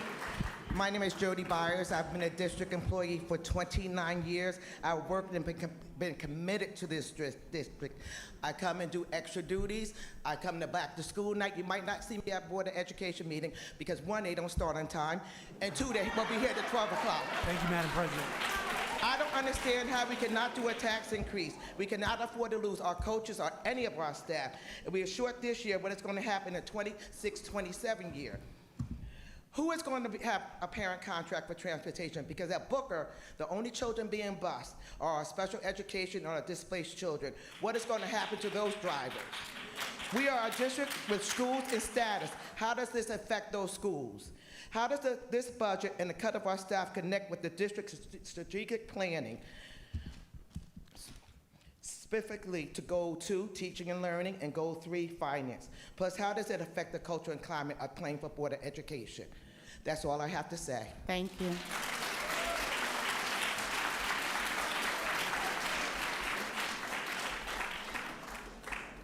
Good evening, Board Commissioners, Board President, and Superintendent Hassan, and my Plainfield family. Lori will be handing out folders for all the board members and the chiefs from our multilingual department. Recommendations by teachers. In 1996, I walked into my very first classroom at Cook School, right here in Plainfield. I was 26 years old, nervous, hopeful, and holding tight to a dream I had carried since childhood. I loved teaching. I believed in my students, but the truth is, I was overwhelmed. There were no instructional coaches back then. No one to help me think through a lesson, troubleshoot a tough day, or simply say you're not alone. I stayed after school long into the evenings, revising plans, questioning my choices, and wondering, sometimes with tears, if I was truly making a difference. Looking back now, I don't think I lacked passion or ability. What I lacked was support. Someone to guide me, mentor me, and reminding me, teaching is a journey, and we aren't meant to walk it alone. Years later, when I finally had access to an instructional coach, a great one, everything changed. I felt less isolated. I started trying new strategies, asking deeper questions, and seeing real growth. Not just in my students, but in myself. That coach didn't just help me teach better, they helped me believe in myself. Today, as a coach, I carry that mission with me every day. Sometimes that means sitting with a teacher to look at data and plan next steps. Other times it's helping a new teacher handle behavior or setting up learning stations that meet students' needs. And just as often it means working directly with students, modeling lessons, co-teaching, and supporting small groups right alongside the teacher. Because coaching isn't just about the planning, it's about being present in the learning. Even a quick check-in, just asking, how are you holding up, can mean a lot to a teacher or a support staff. Because behind every strong classroom is a teacher who feels supported, and teachers who feel supported are far more likely to stay. Teacher retention isn't just about the contracts or the paychecks. It's about relationships. It's about building a culture where teachers feel valued, heard, and empowered to grow. Coaching plays a key role in that. When teachers have someone walking in the journey with them, they are more likely to stay in the profession and stay here in Plainfield where they are most needed. And I'm not alone in this. Across our district, instructional coaches are making a quiet but powerful difference. One teacher said to me, to one of my colleagues recently, I think coaches Ma'am, aren't... that is your time. That's it? Yes, Motion to extend.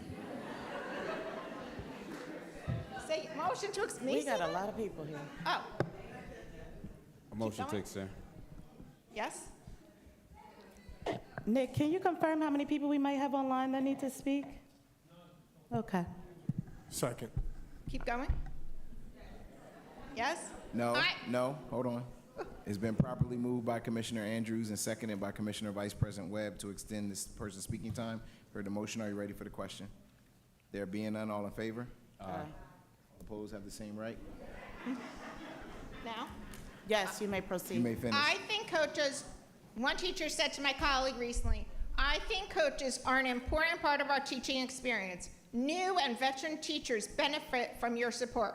We are lifelong learners, and you remind us of that every day.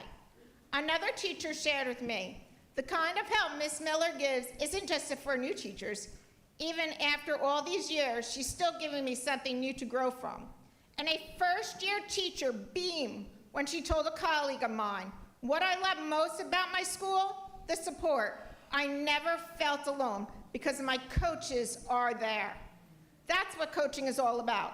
We're not just here to watch, we're here to support, step by step, side by side, to build trust, to celebrate wins, to work with students and stand beside teachers as they try something new, to pick them up when they're tired and remind them their work is changing lives.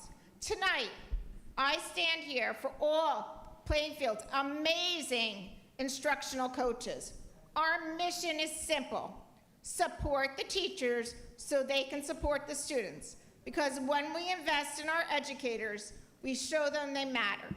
We help them stay, we help them grow, and we build a district that can retain great teachers for years to come. Teaching will always come with challenges, but no teacher should ever face them alone. You deserve support, connection, and a community that lifts you up. Together, we are stronger. Together, we rise. Together, we build the kind of schools Plainfield children and Plainfield teachers deserve.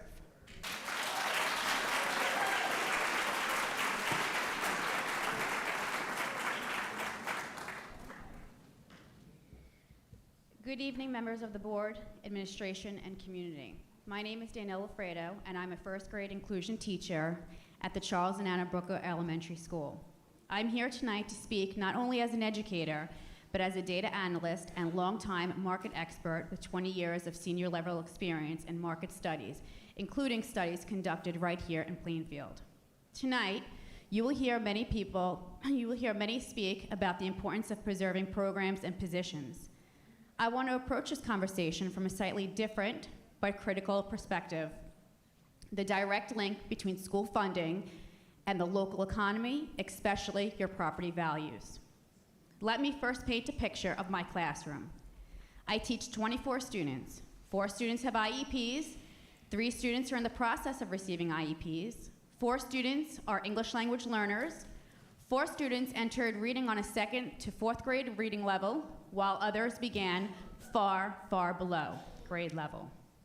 This is not what inclusion should look like. It's too broad, but here we are, already short in proper placements and programs. Despite that, the growth these scholars have made this year is something I am incredibly proud of. But it's important to understand their success is not due to my efforts alone. It takes a village: my co-teacher, teaching assistants, interventionists, coaches, and administrators, all working together to ensure no child is left behind. Now, beyond the walls of the classroom, strong schools strengthen communities. Real estate values are shaped by three major influences: social, economic, and governmental factors. Education is at the heart of all three. According to the National Bureau of Economic Research, every dollar invested in public school funding, property values increase by approximately $20 on a per pupil basis. In Plainfield, the median home sale price has grown from approximately $250,000 a few years ago to nearly $495,000 today. This is not an accident. It is a direct reflection of the improvements in our schools, our programs, and our ability to meet needs of the diverse student body, including multilingual learners, low-income families, and students with special needs.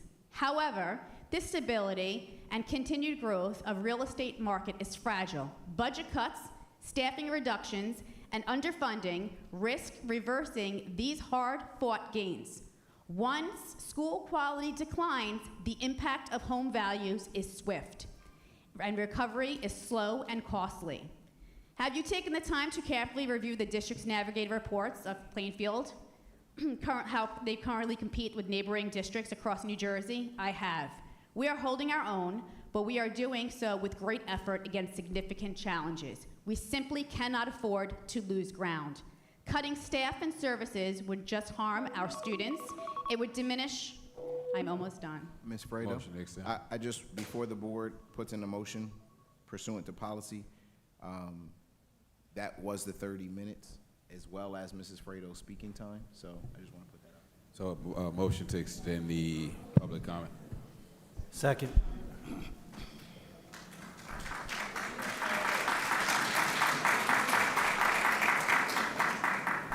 It's been properly moved by Commissioner Andrews and seconded by Commissioner Gray to extend public comment in the length of how long, sir? 30 minutes. It's not your motion. I'm sorry.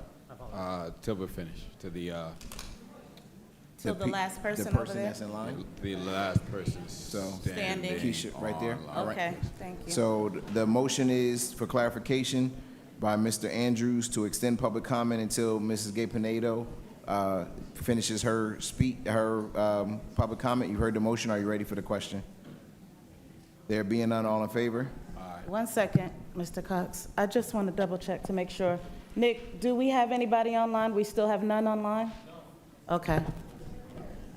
All right. I'd like a point Are you of ready for any clarification. other question? Are you ready for any other I'd like questions? a point of clarification. So if we're hearing the comments to the end, are we just going until they end the comments? Does that include any extensions? Well, Is it open-ended until the end? Because this could, The They still have emotion 3 for- minutes. The motion from Mr. Andrews was to extend the public comment portion.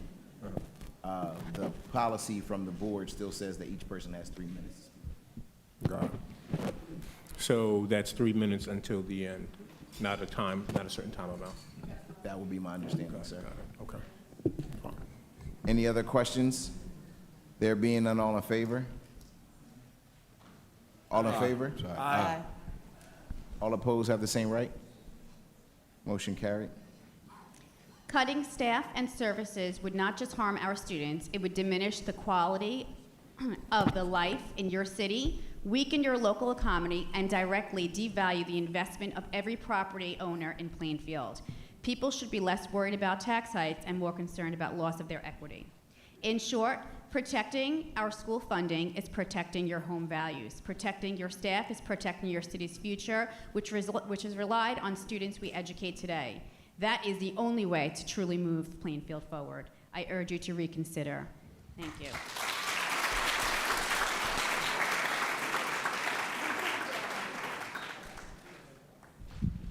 Hi, my name is Faye Bowie. I'm an intervention teacher here at Booker. This poster is not for y'all in the back. It's for y'all on the board. You know, you can read this, you can thank a teacher. That's all that I do here as a reading interventionist. The list goes on, and my colleagues who are here who know that I'm also on the chopping block in student services for losing my board could attest to everything, or losing my job, could attest to the board of everything that we do as interventionists. One of the most important things we do as interventionists is run the NJTSS meetings. Danielle. because we run those meetings. They're mandated by the state of New Jersey. It's the New Jersey tiered system of supports. Who will run that if I'm not running that? Who will run that in all the other elementary schools if we don't have interventionists? Not to mention, I can't do that very important state mandated job without the very, very important work that our school social workers do. And they are also in student services. I couldn't do my job without Hannah. I couldn't do my job without Tiffany or Dawn or Helen, our family liaison. There would be no way to advocate for our children who don't have special needs, who don't have IEPs, but who don't fit the mold of the general education population. What will happen to those children? Your test scores will go down. They will not be going on to middle school and high school. Our attendance rates will go down, and you will have a mental health issue that we will then be unprepared to deal with because our social workers are also on the chopping block. Thanks. Last, if I lose my job here, that will be catastrophic for me. You've been in my room. I think you've been in my room. I love what I do. I love teaching children how to read. I love taking the kid that nobody gets and figure out which program I can pick from to help that kid read a few words. We wrote a letter to you once. There's a lot that goes into what I do every day with my caseload, and maybe 30 kids isn't that much. But I couldn't do it without the help of my coach, without the help of my administration, without the help of everybody else who's working in student services, and I'm just one person in one school. This is every single school has 1 to 2 interventionists. If I lose my position, that will be devastating. My family will be okay, I will be okay, but this family will not be okay, and these children will not be okay. Thank you. Thank you.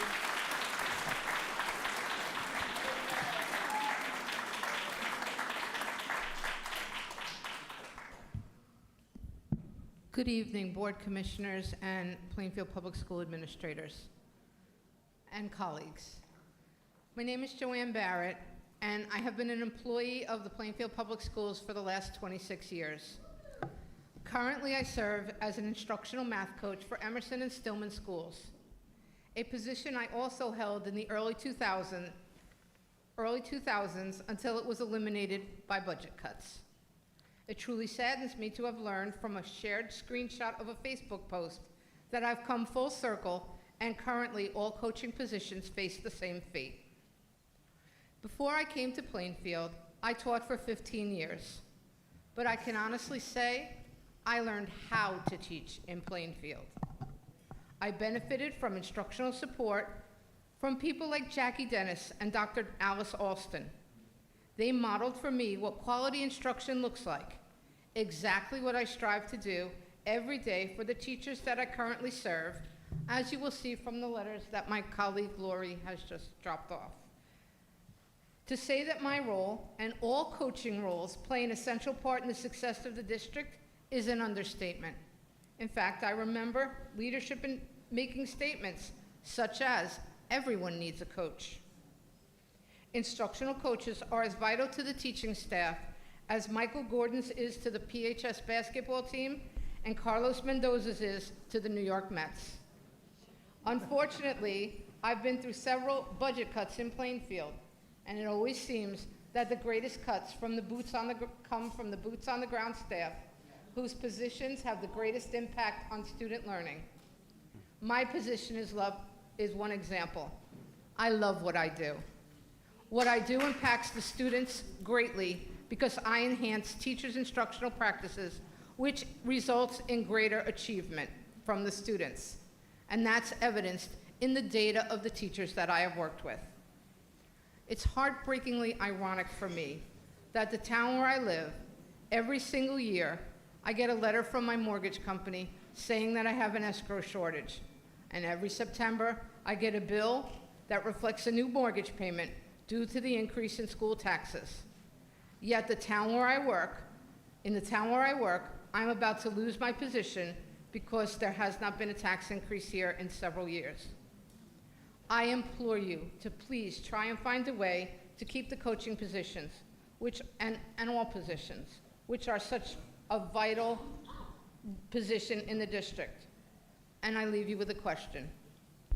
When I'm returned to the classroom, do you believe it is a realistic expectation that I learn an ELA program, a science program, and a social studies program by September? And without any instructional coaches to turn to for guidance, where will my support come from? Thank you. Hello? May I make a motion? May I make a motion? May I make a motion to rescind the 0% tax levy increase or decrease? May I make a motion? Do we have a second on that? May I make a motion? I can't do it during public comment? All right. I rescind the motion at this present time. Good evening. My name is Felisa Sanders. I am a former Plainfield homeowner. I am also a proud parent at from Emerson School. I'm an elementary executive officer, and I have worked in Plainfield for 20 years. My current position is instructional coach. When you look up the definition of instructional coach, you will find this: an educational leader who supports teachers in improving their instruction and student outcomes by providing guidance, mentorship, and professional development opportunities. I and all the instructional coaches, the ESL coaches, the bilingual coaches, the math coaches, and myself, a literacy coach, do such, and special education coaches, do provide everything in that definition. My colleagues model lessons, explain programs. We're getting new programs again next year. Who will do that for them? We counsel new teachers who, just as my previous colleague said, are very scared when coming into a new situation, excited but not quite sure what to do. We counsel seasoned teachers. We also explain instructional programs, excuse me, and everything else. Almost every month, under the direction of our fabulous supervisor and curriculum superintendent, we create professional development on those half-a-days, and either for our PLC or for district-wide. We also do things such as the spelling bee and literacy nights. We do participate after school and before school. Unfortunately, not necessarily at the board, but we are there. Just past week, we were at Emerson's Literacy and Math Night. I wish all of you would have come the same way you implore us to come to the board meetings.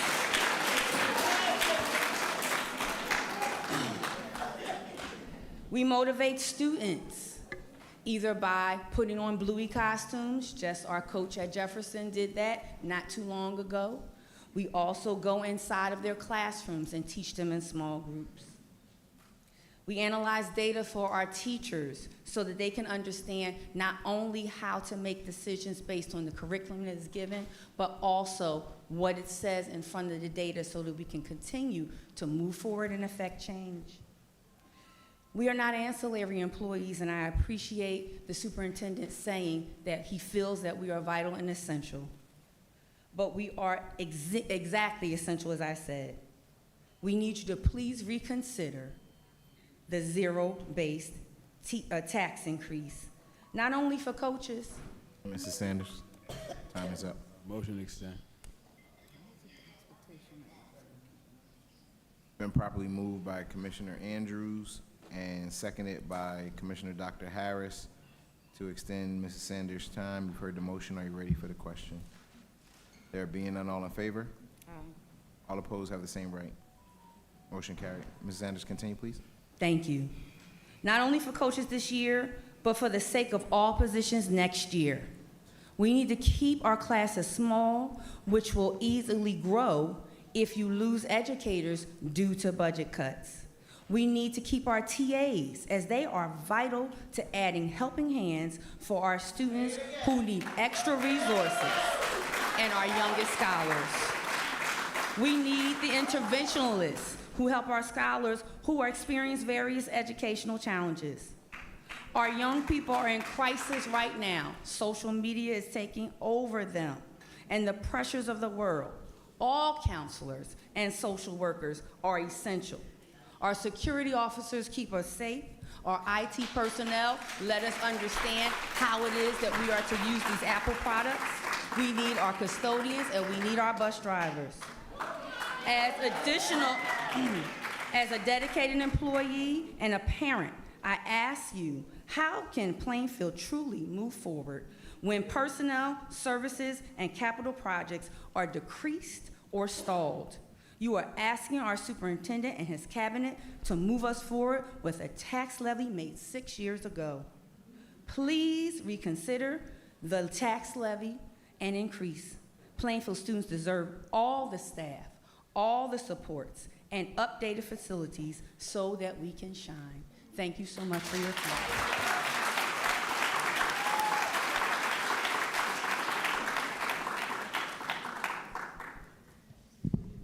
Good evening, President Hyatt, members of the board, Superintendent Hassan, and members of the Plainfield community. I debated about coming up here to read just because based on the Your name, ma'am? Oh, Tiffany Giannakouros, sorry.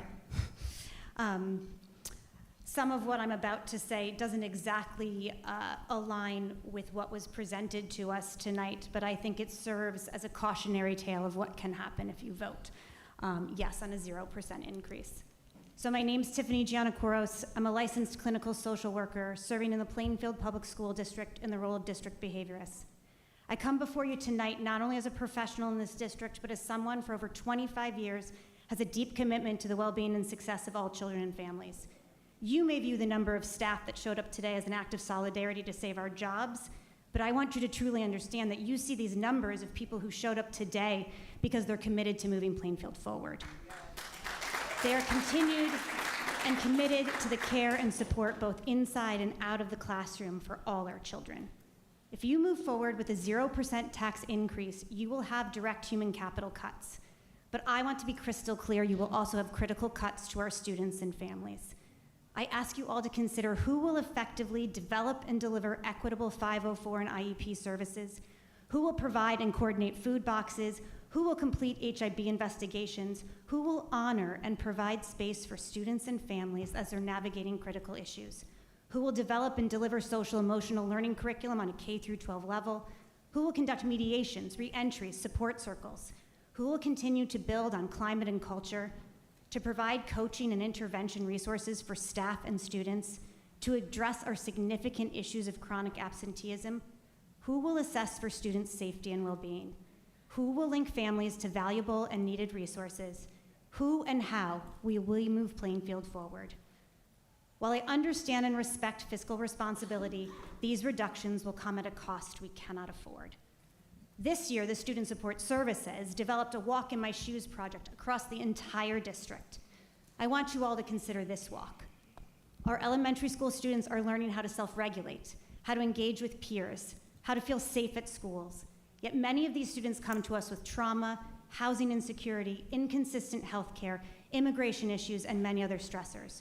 Without support, we risk missing crucial windows for intervention and windows that shape lifelong learning.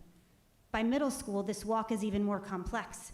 Students are navigating identity, peer pressure, symptoms of anxiety and depression. If we reduce access to support professionals at this stage, we force students to carry invisible burdens alone. We know that untreated emotional issues can lead to conduct issues, academic decline, and our chronic absenteeism. In high school, the stakes are even higher. Teens are facing rising rates of suicidal ideation, substance use, and violence. If they don't have access to a trusted adult, a social worker, a counselor, they are less likely to graduate and more likely to disengage from school entirely. This is the walk in our students' shoes. We cannot afford to underinvest in the well-being of our students. The risks to our children's mental health and academic success are too great. I urge this board to reconsider the 0% tax increase that will jeopardize these supports that all of our children need to thrive. Thank you.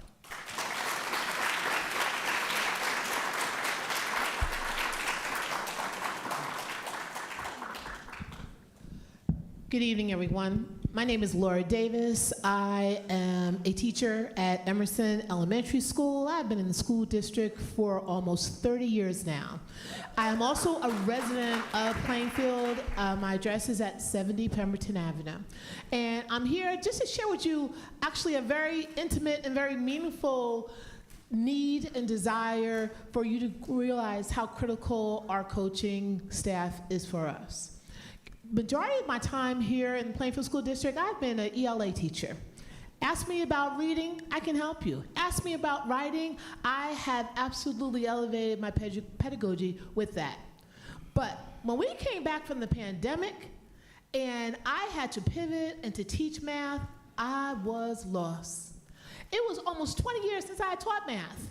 I'm thinking math was computation, was one strategy, nothing like how we actually teach our students now mathematics. And I would not have been able to get to that point since the pandemic to be able to teach mathematics to my 5th grade students at Emerson School, because if I didn't have a coach that modeled for me, and I listened to her every single time she modeled, my teacher's book is filled with a plethora of Post-it notes. Every single lesson that was modeled for me that I have been able to expand upon, and I've been able to reduce that learning curve that we need. And even as a veteran teacher, I just want to say how critical it was for me to have a coach to support me so I can teach my kids math. That's all I want to do. And I know that sounds very basic, but I know the apprehension, the nervousness, and the lack of confidence when it came to teaching these new skills and navigating the program would not have existed if I did not have a coach. So I just wanted to share that very personal experience with you and why it is so critical, even for veteran teachers, that we need that support. And I know we have PDs, as you said, that they will be able to incorporate additional training for us, but there's nothing like, come in my classroom, model it, let me hear it, let me see it, tell me how discourse sounds, show it to me, so I can then go ahead and build on those things that you guys want us to do when it comes to using our curriculum in both HMH and in iReady. And that's what the coaches provided for me. Thank you.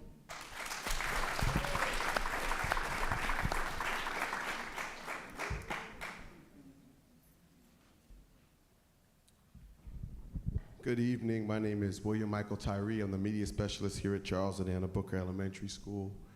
Forgive me for not buttoning my jacket. I gained a little weight over Easter break. Believe me, I tried like a sausage. Why the children? When I was a child, I did not understand. I did not understand the decisions made by school districts. I did not understand budget cuts, program cancellations, layoffs, and the like. I did not understand how the decisions made affected the children. I did not understand why the children often underachieved, why the children often entered adulthood underprepared, or how underprepared adults were simply once children who lost hope. I did not understand why the children in more affluent districts with similar taxes did not deal with similar disadvantages. I did not understand why education was not fair. As a child, I did not understand that an overworked staff was often the result of an understaffed workplace, and that an understaffed workplace was often the result of an underfunded budget, and that an underfunded budget often resulted in undereducated children. As a child, I understood as a child, I thought as a child, I spake as a child, but I grew up. Funny thing is, as an adult, I still struggle with many of the same questions.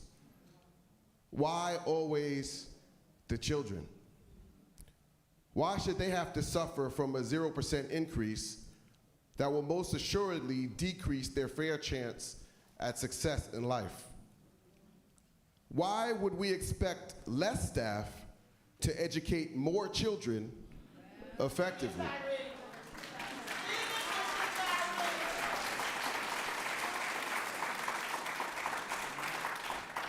My wife and I are blessed with 6 children. Pray for us.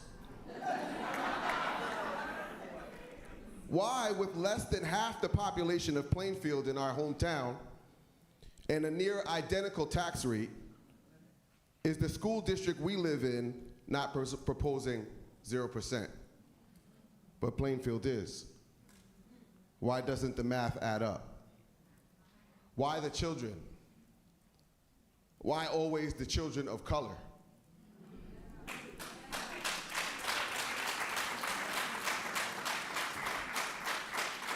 My good friend's father, Rick Taylor, fought for the civil rights of people of color as the mayor of Plainfield 40 years ago. Charles and Anna Booker fought to ensure the fair and equal education of black and brown children in this district 60 years ago. So why, after all that was fought for, would we cut staff and bruise their right to education, leaving it black and blue? By the children.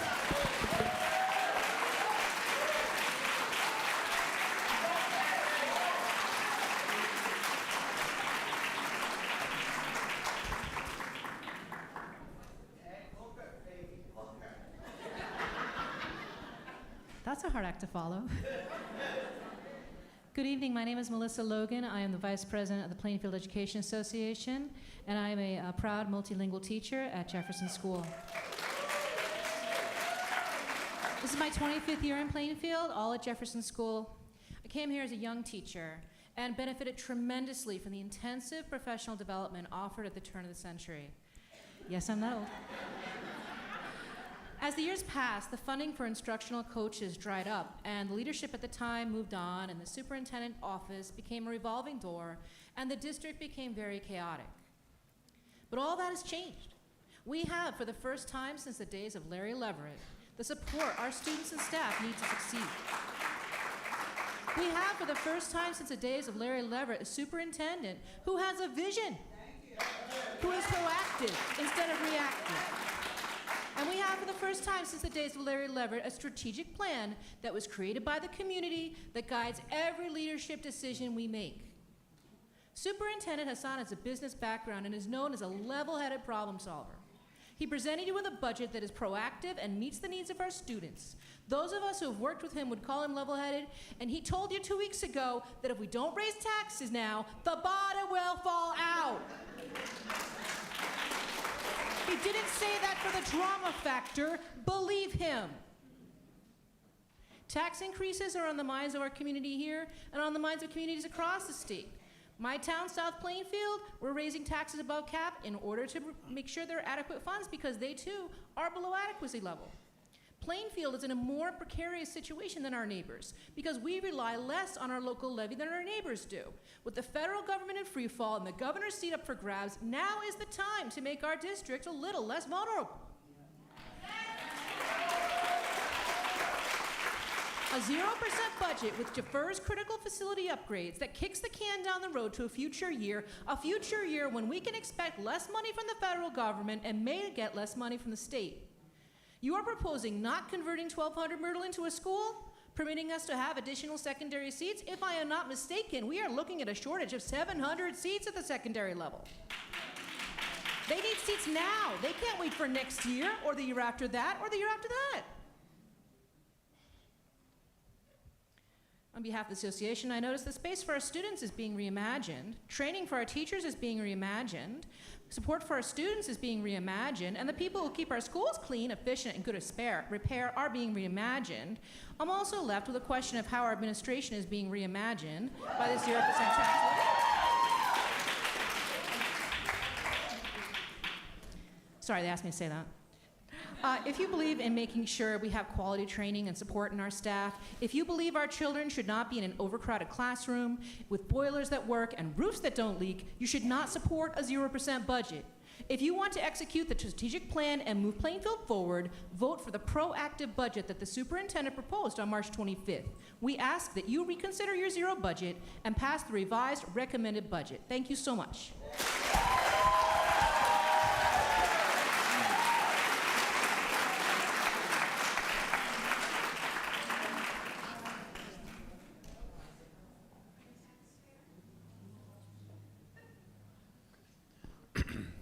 Peter Ringley, 1345 Highland Avenue in Plainfield. I'm the proud parent of 2 Booker Badgers, and it's been great.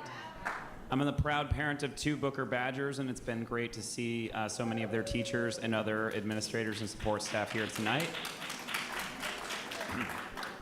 I've been coming to these budget meetings for the last few weeks and observing them remotely as well. And one thing I just want to talk a little bit about the process where obviously the initial budget was a 36% tax increase, and I, like many other members of the community, was a little bit alarmed at that initial proposal. We came to the late March meeting and offered public comments and also heard a revised budget from Superintendent Hassan and CFO Cox, and I walked out of that meeting feeling like we felt heard, and it was still a tax increase of 18%, and one of the 2 key critical factors that I left that meeting pretty satisfied were no cuts to staff, and we were not drawing down the reserve. Lo and behold, a few weeks later, we heard another proposal for a 0% tax increase, which, coming out of the late March meeting, it was pretty evident to me that that was just a devastating idea. We did not want to do that, and it would really leave our district in a precarious position. So I am asking the board to reconsider the proposal, eliminate the no tax increase, revise to the 18% late March budget increase. I'm a taxpayer here in Plainfield. I'm happy to pay that. I do not want to see our staff cut and our reserve drawn down. I really do feel like that is kicking the can down the road while also shooting ourselves in the foot. So I ask the board to reconsider the zero tax increase. Thank you.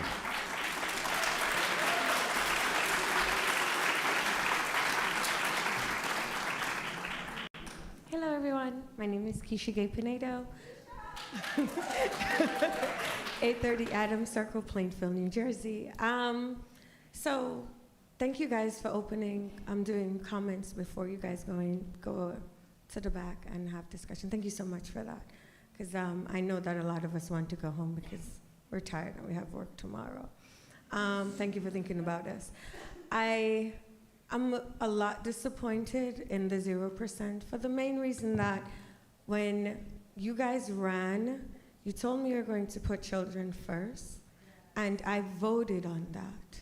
I voted with the idea that you're going to put children first and make sure that we don't have issues like staff shortage or cuts or buildings that aren't getting cleaned properly because we don't have enough custodian. Teachers not getting the support that they need because we don't have enough instructional coaches. I voted for you guys to go and put our children first. And I told you guys this at the last board meeting. I'm super disappointed that that wasn't part of your plan. I'm very disappointed. And I hope that you go and rethink what you're doing so that we don't have to have cuts and shortage and hurt our children in the long run, okay? And I'm very curious as to know why we have cops here. Are they here to protect us? Thank you. Anyway, as I was saying, I hope that as every other district around that's surrounding us have increased their taxes, that we also do the same. I love the fact that Superintendent and Mr. Cox went together and came up with a budget that met the community halfway. The original was 36, and we were able to bring it to, they were able to bring it down to 18%, something the community can live with. We thank you for that, and at least you listened and you compromised. And I'm hoping that when you do this, that we don't have a 0%, because that was not part of the deal. that was never discussed with us. You just came out with that out of nowhere. And mind you, y'all know I come to these board meetings. There was very few people here when that happened. And I feel like that was a sneak attack. We shouldn't have done that. So in the next, could you guys go back and really think about how you're going to do this so we don't have shortage of our staff? I was part of the strategic planning committee, and I would love to see what we plan to go through. So I would really appreciate if you guys go in and do the right thing by our students and our staff. Thank you.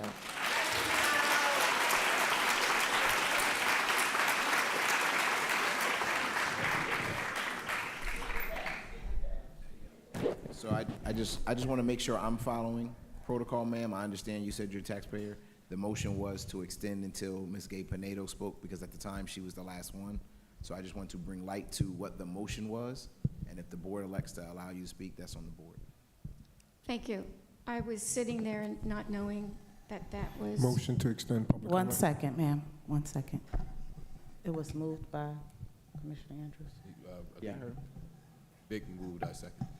Been properly moved by Commissioner Vice President Webb and seconded by Commissioner Andrews to extend for this last participant for public comment. You heard the motion. Are you ready for the question? There being none, all in favor? Aye. All opposed have the same right? Motion carried.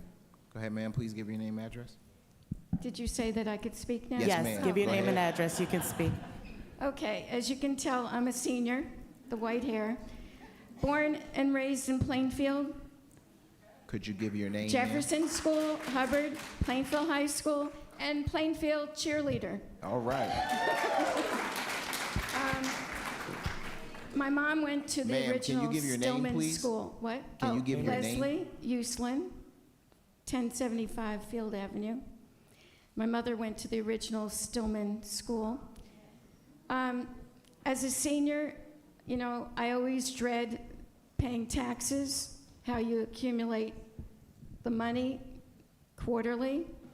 So 0% does sound good to my ears, but I know, and I'm also a retired teacher. I taught 41 years, Jersey teacher.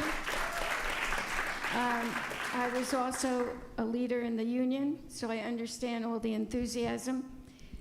But I want to tell you my experience today. Catherine, who spoke before, who's with the literacy program, volunteering. I was at the Stillman School. I've been there a month or two. Today I read to a first grade class and a kindergarten class. Bilingual, mostly Spanish-speaking children who go home, I'm sure, to only speaking Spanish children. So the only opportunity for them to have English, I believe, I might be wrong, is in school. And I could see in their faces today and every time I come in, the thirst that they have to learn. But they're intimidated because they aren't comfortable speaking even in one sentence to me. And then to make them feel comfortable, I tell them I don't speak Spanish, I'm trying to learn, and they're like giving me a few words, and they have a big smile on their face. Now today, I've met the literacy teacher, and I feel that cuts should not be made, that we need more support in a bilingual community. Even today, the experience, I read them a book, one of my favorite books, and then they had to write what their favorite part was. Well, there must have been about 18 children in the class. But after I went around, there were only about 3 who could write more than 2 or 3 sentences. The others were illustrating, which an author does. They illustrate and they write. But they couldn't get the words out. So then I asked the teacher if I could stay, and I stayed another extra hour, and I worked with children. Well, I could have had the whole class line up. They wanted help. And I tried to make it, I felt like an octopus, you know, helping this one, but then we organized where I just had 3 at a table. Their needs are great. Again, I don't think they're speaking English at home. Then we gave them free books. The excitement of this program, the lunch book program, is fabulous. Today they got to pick 2 books. And then I was trying to help them with the sound. So the point is they need one-to-one. They need these literacy teachers. And I worked on the TH sound, which is, I always called the tickling tongue sound. And I made it fun. I even stood and sang Thumbelina so that they would get that th sound. And then I asked for volunteers. You give me 4 words that start with TH, 5 words, 7 words. Now, I made a little dent, but I walked out happy. Those kids made my day because they have a hunger and a desire to succeed, but they need the professionals to be there. So that's my story. And in my lifetime, I've worked on budgets, and I always told everyone, you have to be creative economics. Look for the money and make your priority the children. When I grew up in Plainfield, people moved to this town for the education. For many decades, they didn't want to move to this town for education. And I have to admit that in the last 15, 20 years, I have not been involved in coming to meetings. So I'm a little naive when the superintendent presents something and I don't hear cuts, but then I have upset union members, teachers, who know that things are going to be shifted around. So I'm naive, I don't know. I only found out from Facebook that it was 36%, and then the next week it was 0. So I don't know. There's got to be, we're imploding as a nation. Things are going to get worse and worse, and you know it. And we're going to be challenged. And next year it's going to be harder. And I don't know what money you need in order to keep everything status quo. But I do know, to be on a funny note, the boilers have to be fixed because Stillman School is hot. And I am beyond the age of flashes. And, I don't know why it was so hot. 2 months ago, it's so, even on a nice warm day, the boiler's going. So there's money to save. Money to save. The electric bill on that boiler at Stillman is big. Okay, thank you for giving me the time. Thank you. I'll entertain a motion to close public comment. Motion, so moved. Second. Been properly moved by Commissioner Andrews and seconded by Commissioner Vice President Webb to close public comment at this time. You've heard the motion. Are you ready for the question? I have a question. Public comment online hasn't been addressed as of yet. So there was a couple of questions to the IT support team in the back, and no one had raised their hands. Can you check if it's on now? So that question would actually change what the board has already moved to do. So you can make a motion to extend it, but we said the board said that the public comment would close at the conclusion of Ms. Gay Pinedo, and then extended it again for the Mrs. Usling that stood up from Field Avenue. Okay. Motion to extend public comment online? You can't make a motion while there's a properly There's a made motion and on the second floor. We have to finish made this motion first. Yeah. So it's been properly moved by Commissioner Andrews and seconded by Commissioner Vice President Webb to close public comment at this time. You heard the motion. Are there any further questions? Let me take a second to honor Mr. Gray's request to rescind the motion. Briefly. Why don't we just vote the current motion down and then respect his That would be motion? the proper way. Got that bit. Sounds good. In agreement. We got the second already. We need to finish this motion, and then So there can be if another if motion it's on the the board's floor. will to do that, they should vote the motion down. 'Cause it's already been seconded. So we're waiting for the vote. Yeah. All in favor? No.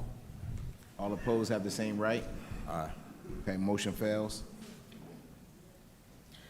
Nick, how many people do we have online? You gotta make his motion. Yeah, I just needed to I want to know. make a motion to open public comment. I'm sorry about that, Madam President. Make a motion to open public comment online. Spend it. So to clarify, your We motion. made the motion. Yeah, to clarify, we're not opening it. It's always been open. It's for the two You're people extending it. online. Yeah, you're extending public comment. Yeah, extended public comment. I'm sorry. Let me make the motion clear. Extended public comment for online. May I please have a second? Second. That was Commissioner Andrews as the I second. want to be clear. There are two people online. Are we extending public comment for the two people that are waiting to speak online? Yes, just those two people online. I appreciate that. Okay. That second was Commissioner, I wasn't looking. It was you. It's been properly moved by Commissioner Gray and seconded by Commissioner Andrews to extend public comment for the two individuals online waiting to speak. You've heard the motion. Are you ready for the question? There being none, all in favor? Aye. All in favor? Aye. All opposed have the same right. Motion carried. Nick, can you bring the first person over, please, sir?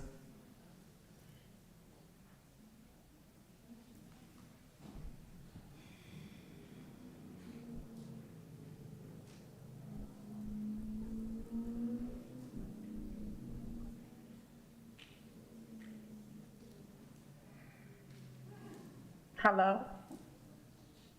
Yes, ma'am. Hi. My name is Angie Sires Pagan, and I'm a resident at 157 Wiley Avenue, Plainfield, New Jersey. And I'm just going to be brief. Good evening to all the board members. As a Plainfield resident, educator, and single mother, I was deeply concerned about the proposed 36% school tax increase.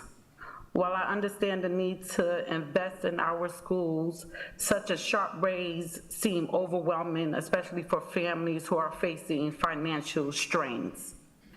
At the same time, a 0% increase seems to be unrealistic.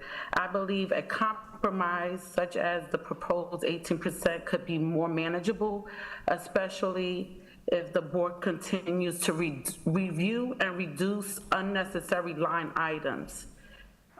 Someone made the statement that we shouldn't worry about tax being raised in Plainfield.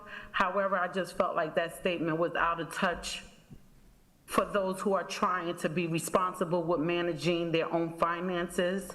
We don't have board members advocating for us, right? I can't go to a board and ask for more money.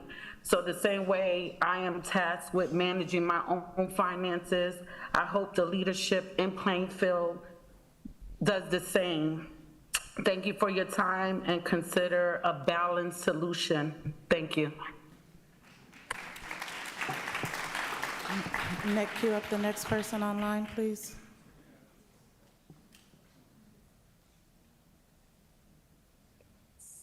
Good evening. Good evening. Okay. This is Quanae Palmer Chandler's 12227 East Front Street, Plainfield, New Jersey.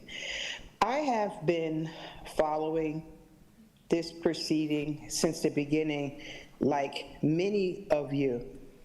And this is why we want our boards of education to be nonpartisan, so that they can do what's in the best interest of our children without political pressure from the outside to do what's in the best interest of other people. And while I heard all of the heartfelt pleas, and I get you, I'm a former educator myself, education is expensive. But Imagine what it costs when you're not educated, right? So it is worth investing in our children, investing in our community to make sure that they get what they need to the tune of whatever they need to get. But what happened after that number that Mr. Ashan and Mr. Cox came up with? What happened? You all saw it. Mr. White congratulated them for making a tough decision, but that was used as political fodder to say that they didn't have fiduciary responsibility and it was irresponsible and it would fall on the back of the homeowners. And then it became a situation where there were the haves and have-nots. And their voices were so loud and the pressure was heard, they said, okay, we'll give you what you want. And then when they gave you what you want, the very people who were online making all these disparaging remarks, all of a sudden now they're changing their tune. And I think that's totally unfair. And the reason why we have to keep partisan politics away from our Board of Education. Whatever you guys come up with as a compromise that'll make sure that the school budget and nobody loses their job, I'm here for it. I just wish that the voices that you raised today, you would have raised in opposition 3 weeks ago when Mr. White and this board was being dragged by City Hall and all of their supporters. I really wish this is what would have happened, and we would have come to a happy medium a long time ago. So I wish all of you teachers the best. I know that you do an amazing job. I know what it is to try to help bilingual learners. This is what I do at the library now with adults. It's a difficult task to do, and we need everybody in place to do the job. And I applaud you teachers, I applaud aides, and everybody else who works in the school system to make our school system successful and thus our town. But keep that in mind on June 10th, how we got here and how we got to zero. Take care. Motion to close public comment. Is there a motion to close public comment? So moved. Is there a second? Been properly moved by Commissioner Andrews and seconded by Commissioner Dr. Harris to close public comment at this time. Heard the motion. Are you ready for the question? There being none, all in favor? Aye. All opposed have the same right. Motion carried. Madam President, can I ask one just brief request in this time period? I did receive the letter from Dr. Joel Plummer. Given his status in the community, also as a school district, I wanted to seek your permission to read out his letter, just in for the matter of public record. Go ahead. Just let me pull it up. Dear Plainfield Board of Education, though I am a PEA member, I'm writing this letter in my capacity as a Plainfield resident since 1978. A product of the Plainfield Public School District, Cedarbrook, 1987, Hubbard, 1989, and PHS, 1993. A homeowner and a parent of 2 children currently enrolled at Cook and 1 at Paz. This letter is being read on my behalf today because, like too many Americans, I work a second job to help make ends meet, so I cannot be with you tonight. That said, I still would gleefully sacrifice an increased portion of my yearly budget to help fully fund the school district. I recognize that as a Plainfield resident, my school tax burden is minuscule compared to what residents of surrounding communities pay. And even though the cost of everything in America has increased, I have not been asked to pay more to the school district in 6 years. No one desires to pay more in taxes, but we are hypocrites if we, as taxpayers, say that we love children and care about their future, yet are unwilling to sacrifice anything to invest in it. I shudder to think how much more difficult my life would be if my fellow Plainfielders had refused to fund my education. Now that I have reaped the benefits of a public education, it is time for me to repay the city that invested in me by financially contributing to the next generation of Plainfielders. I have no desire to shirk my responsibility to the city that made me, and I believe there's a quite quiet majority that understands the logic behind fully funding our schools. I believe they understand that public does not mean free. It means collective sacrifice for the greater good. I believe they recognize that the best way to increase the value of their homes is to increase the quality of the school system. I believe they understand that the quality of life for the entire city is improved by the school system, which provides not just academics, but also meals, counseling, and mentorship that allow young people to develop into leaders and citizens that this city and nation desperately need. I believe that the people of Plainfield understand what every single living organism on earth instinctively knows. The most important thing in life is protecting and providing for the next generation at any cost. I believe, I hope you do too, sincerely, Joel Plummer. 1424 East 7th Street, Plainfield, New Jersey. Thank you. Thank you, Mr. Andrews. All right. Do we have any more comments or questions from members of the board? All right, I'll entertain a motion to approve the budget. I do just want to, I do want to make one more last comment just in regards to the budget. I think we've all had an opportunity to kind of sit and listen to everybody. And I think a lot to be said, and I don't want to spend too much time repeating what I think community members did an excellent job of kind of saying. But you know, I'm going to say a couple of things. I fail to believe that when we as a board sat the first time, we didn't understand the decision that we were making then. And though we might have differences about the opinions, we all understood that we were doing what was in the best interest of children. And then what's changed? I mean, it's been brought up, and it's the politics of an election, and perhaps a few bad headlines in the news. We claim to support the vision of the superintendent, who as a non-voting de facto member of the board, has been adamant that a 0% increase is not the vision that he had. It's important to reiterate what this means to the public, to our neighbors, to the students.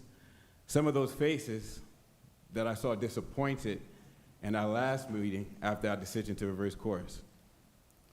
A decision to move forward, a 0% increase, means we are kicking our obligation to raise taxes in the interest of children, to meet our local fair share. And by passing on our obligation, we can now expect that the tax increase to be even more in the future. Not to mention the inevitable fiscal cliff as a result of our collective bargaining agreement that saw us increase pay and recognized across the country. A vote of 0% is not only unconscionable, I find it irresponsible. We were entrusted with making difficult decisions.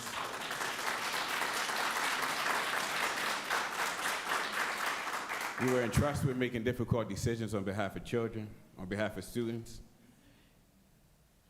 with the trust of those who elected us that we are going to do all that is appropriate for the appropriate reasons.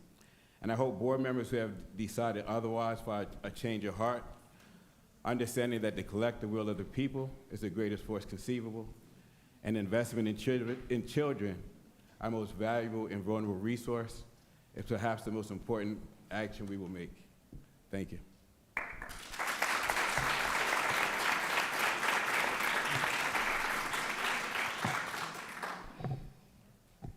Any other commissioners? I do have a question.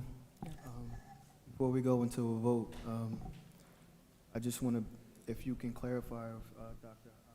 Hassan can clarify what the implications mean if we do not decide on the budget tonight.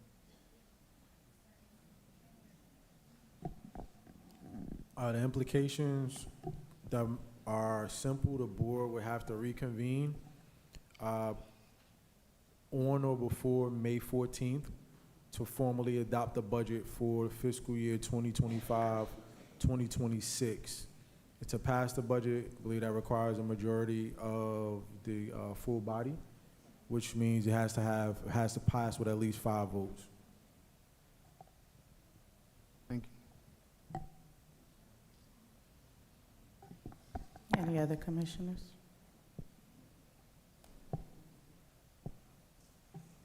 All right, I'd like to entertain a motion for consent agenda.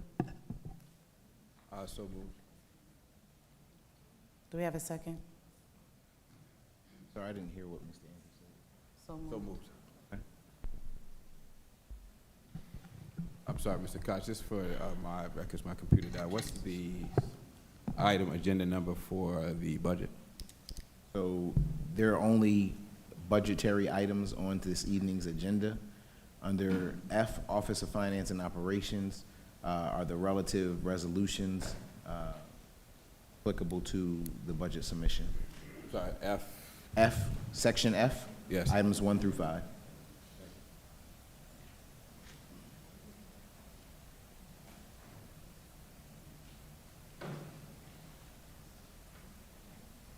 So again, I'm sorry, so moved. That So was you my move question. to approve the consent agenda? Yes, moved to Okay. approve.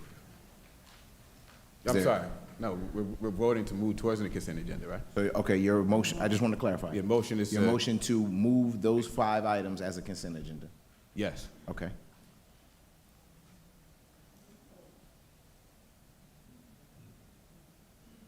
Is there a second? Second.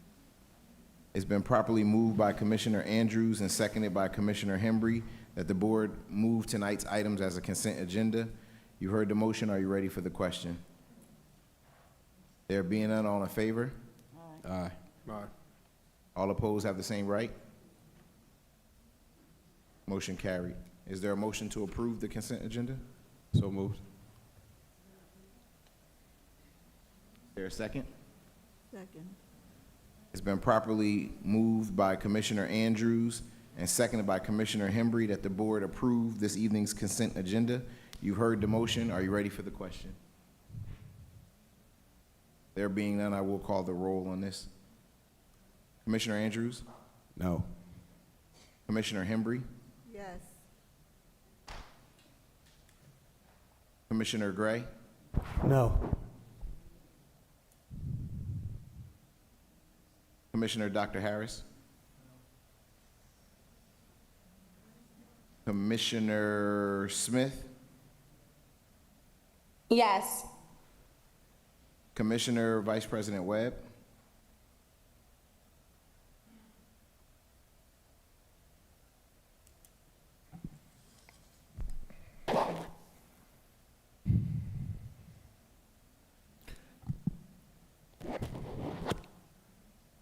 I'd like to make a comment before I make my vote.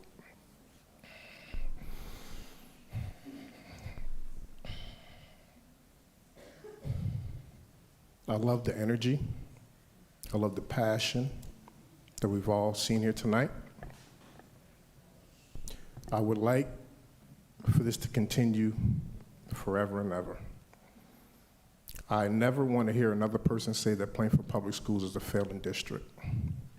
And if anybody ever says it again, I want to hear the same passion. I want to hear them challenging those statements. I want to hear that same passion and energy for these children, because every time that someone attacks adults and uses Plainfield Public Schools as that weapon, the children suffer. The children suffer, and I've heard that over and over and over again.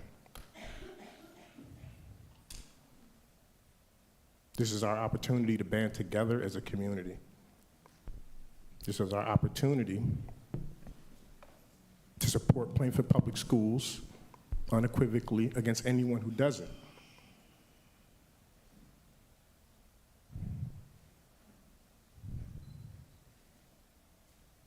It's everybody's investment.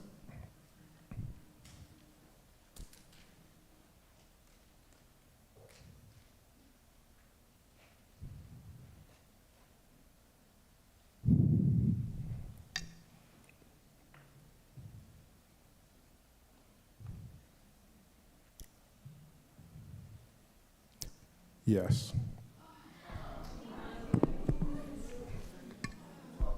Commissioner President White? Yes. Madam President, this evening's final budget adoption does not pass with only 4 yeses and 3 nos. There will be a need for the board, unless there is an election to revote this evening. think we should. I'll entertain a motion for the board to recess into executive session. So moved. Executive session. To consult with legal regarding next steps. Hold on. Motion, I would like to make a motion to rescind the 0% tax levy increase.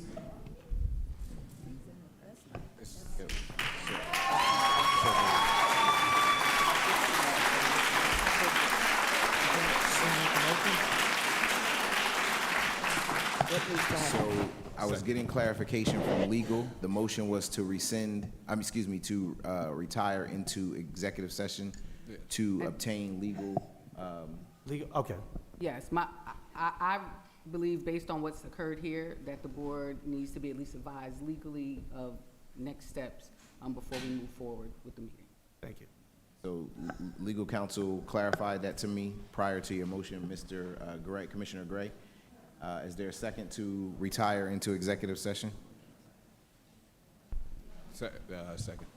It's been properly moved by Commissioner President Wyatt and seconded by Commissioner Andrews to retire into executive session for the purposes of legal update. You've heard the motion. Are you ready for the question? There being none, all in favor? All opposed have the same right? Motion carried.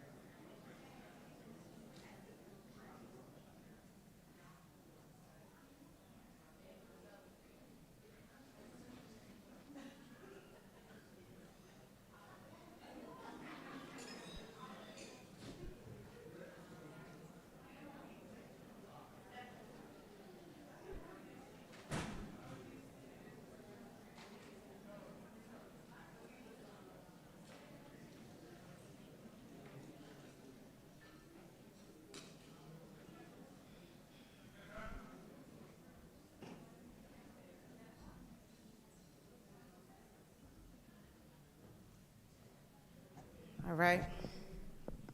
I'll now entertain the motion to resume public session. So moved. Second. And properly moved by Commissioner Vice President Webb and seconded by Commissioner Andrews to resume this meeting in the public. You've heard the motion. Are you ready for the question? Recording in progress. There being none, all in favor? Aye. All opposed have the same right. Motion carried. Okay, we've got our legal advice from legal counsel with regards on moving forward and the legal ramifications surrounding that. I'll now entertain discussion from the board on the budget. If it's all right, I'll just entertain. You know, initially, when I came to the table, when I had a discussion around the budget, I was adamant about putting my foot on the gas, not necessarily slowing down any. But having heard from the community, I think a reasonable marriage in the middle might be that the 18%, which would be the 2% with a 4.6% tap from the bank cap. I'm correct, right? Just recording when I saw. Original. Right, it was I would say the probably second scenario we presented. Mr. Cox, may you please clarify? Yes, so the scenario you're mentioning was kind of like a midpoint, Mr. Andrews, and that is represented by roughly $4.9 million usage, roughly, in bank cap. That would also encompass a $50,208 enrollment adjustment, as well as the standard 2% tax levy increase once you add the enrollment adjustment. And so, I'm sorry. Ultimately, that would bring us in, I'm assuming, about half of the original number from the very first day that we had approved it? It would be equivalent to roughly $5.4 million. Okay. And the roughly average increase for taxpayers would result to what? No, that's a tough one for you. My bad. Grab my scenario. I'm assuming with half the number, you're looking at about half the amount. Yeah, but I just want to give you a more concrete. All right.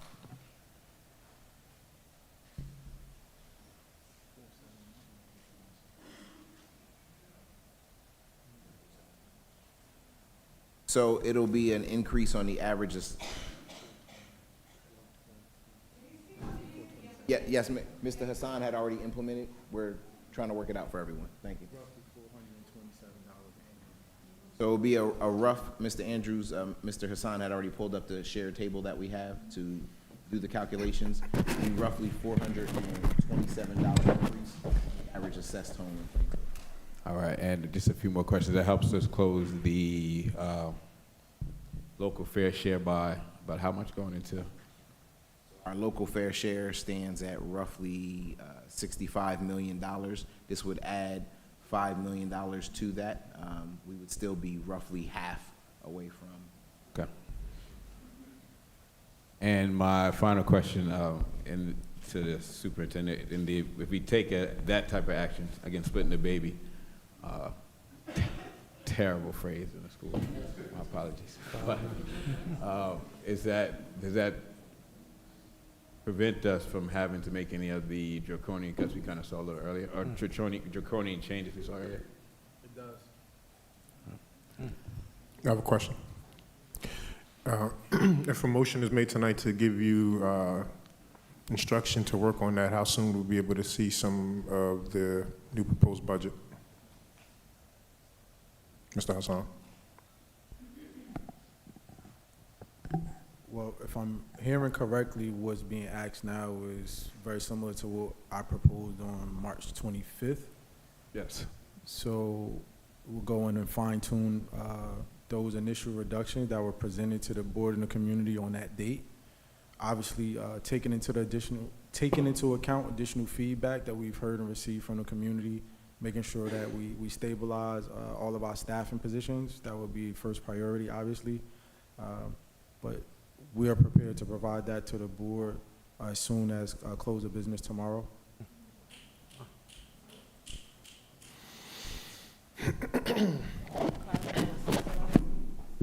Stabilizing meaning putting forth a proposal that does not call for any reductions in staffing. and for us to take another look at any capital projects that we've originally proposed to be deferred to future years.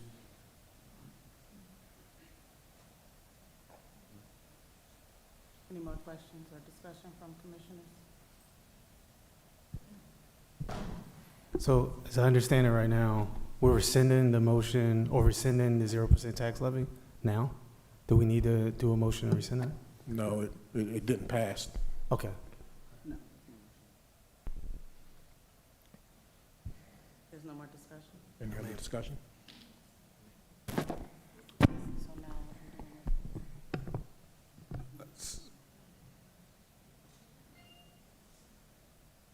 So, no more discussion. Can I make a motion to have our district administration revise the proposed budget with a with our May, what was it, March 26th? March 25th? 25th, March 25th. The March 25th proposal that we saw, so that you guys will use those numbers, take those and revise for the consideration of the board. I want to make sure, before I get the second on your motion, Mr. Andrews, I want to make sure I have the motion clear. So you want to, the motion is to have Mr. Hassan and his administration, the motion is to have Mr. Hassan and his administration to revise the tax levy increase reflective of the initial cuts made on the March 28th meeting. Those cuts were totaling $4.6 million from the initial bank cap usage of $9 million. You had me confused, yes. So then that would represent approximately a $4.4 million bank cap usage in addition to the enrollment adjustment and 2% tax levy increase. Yes. Okay.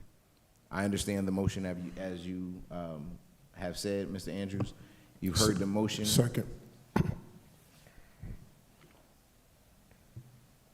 It's been properly moved by Commissioner Andrews and seconded by Commissioner Webb to have Mr. Hassan and his administration revise the tax levy increase reflective of utilizing the enrollment adjustment, 2% tax levy increase, and $4.4 million in bank cap.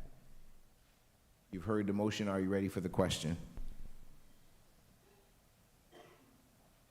There being none, I will call the roll. Mr. Andrews? Yes. Mr. Webb? Yes. I'm sorry, Commissioner Vice President Webb, sorry about that. Yes. Commissioner Gray? Just to clarify, point of clarification, we're saying yes to the 18% tax levy increase. Enrollment adjustment, 2% tax levy increase, and a bank cap usage of 4.4. I just don't want to conflate. Oh, yeah, okay, absolutely, yes. Commissioner Dr. Harris? Commissioner Hembry? So what percentage are we doing? So the usage would be of using $4.4 million in bank cap plus the enrollment adjustment and the 2% tax levy increase.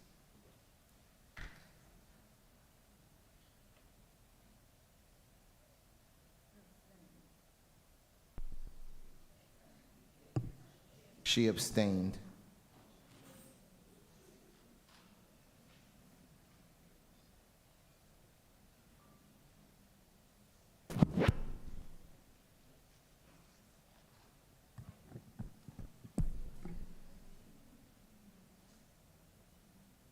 Commissioner Smith? Yes.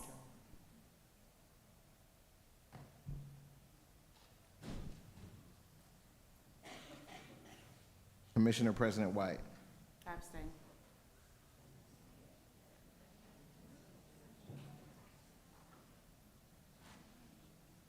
The motion passes with 5 yeses.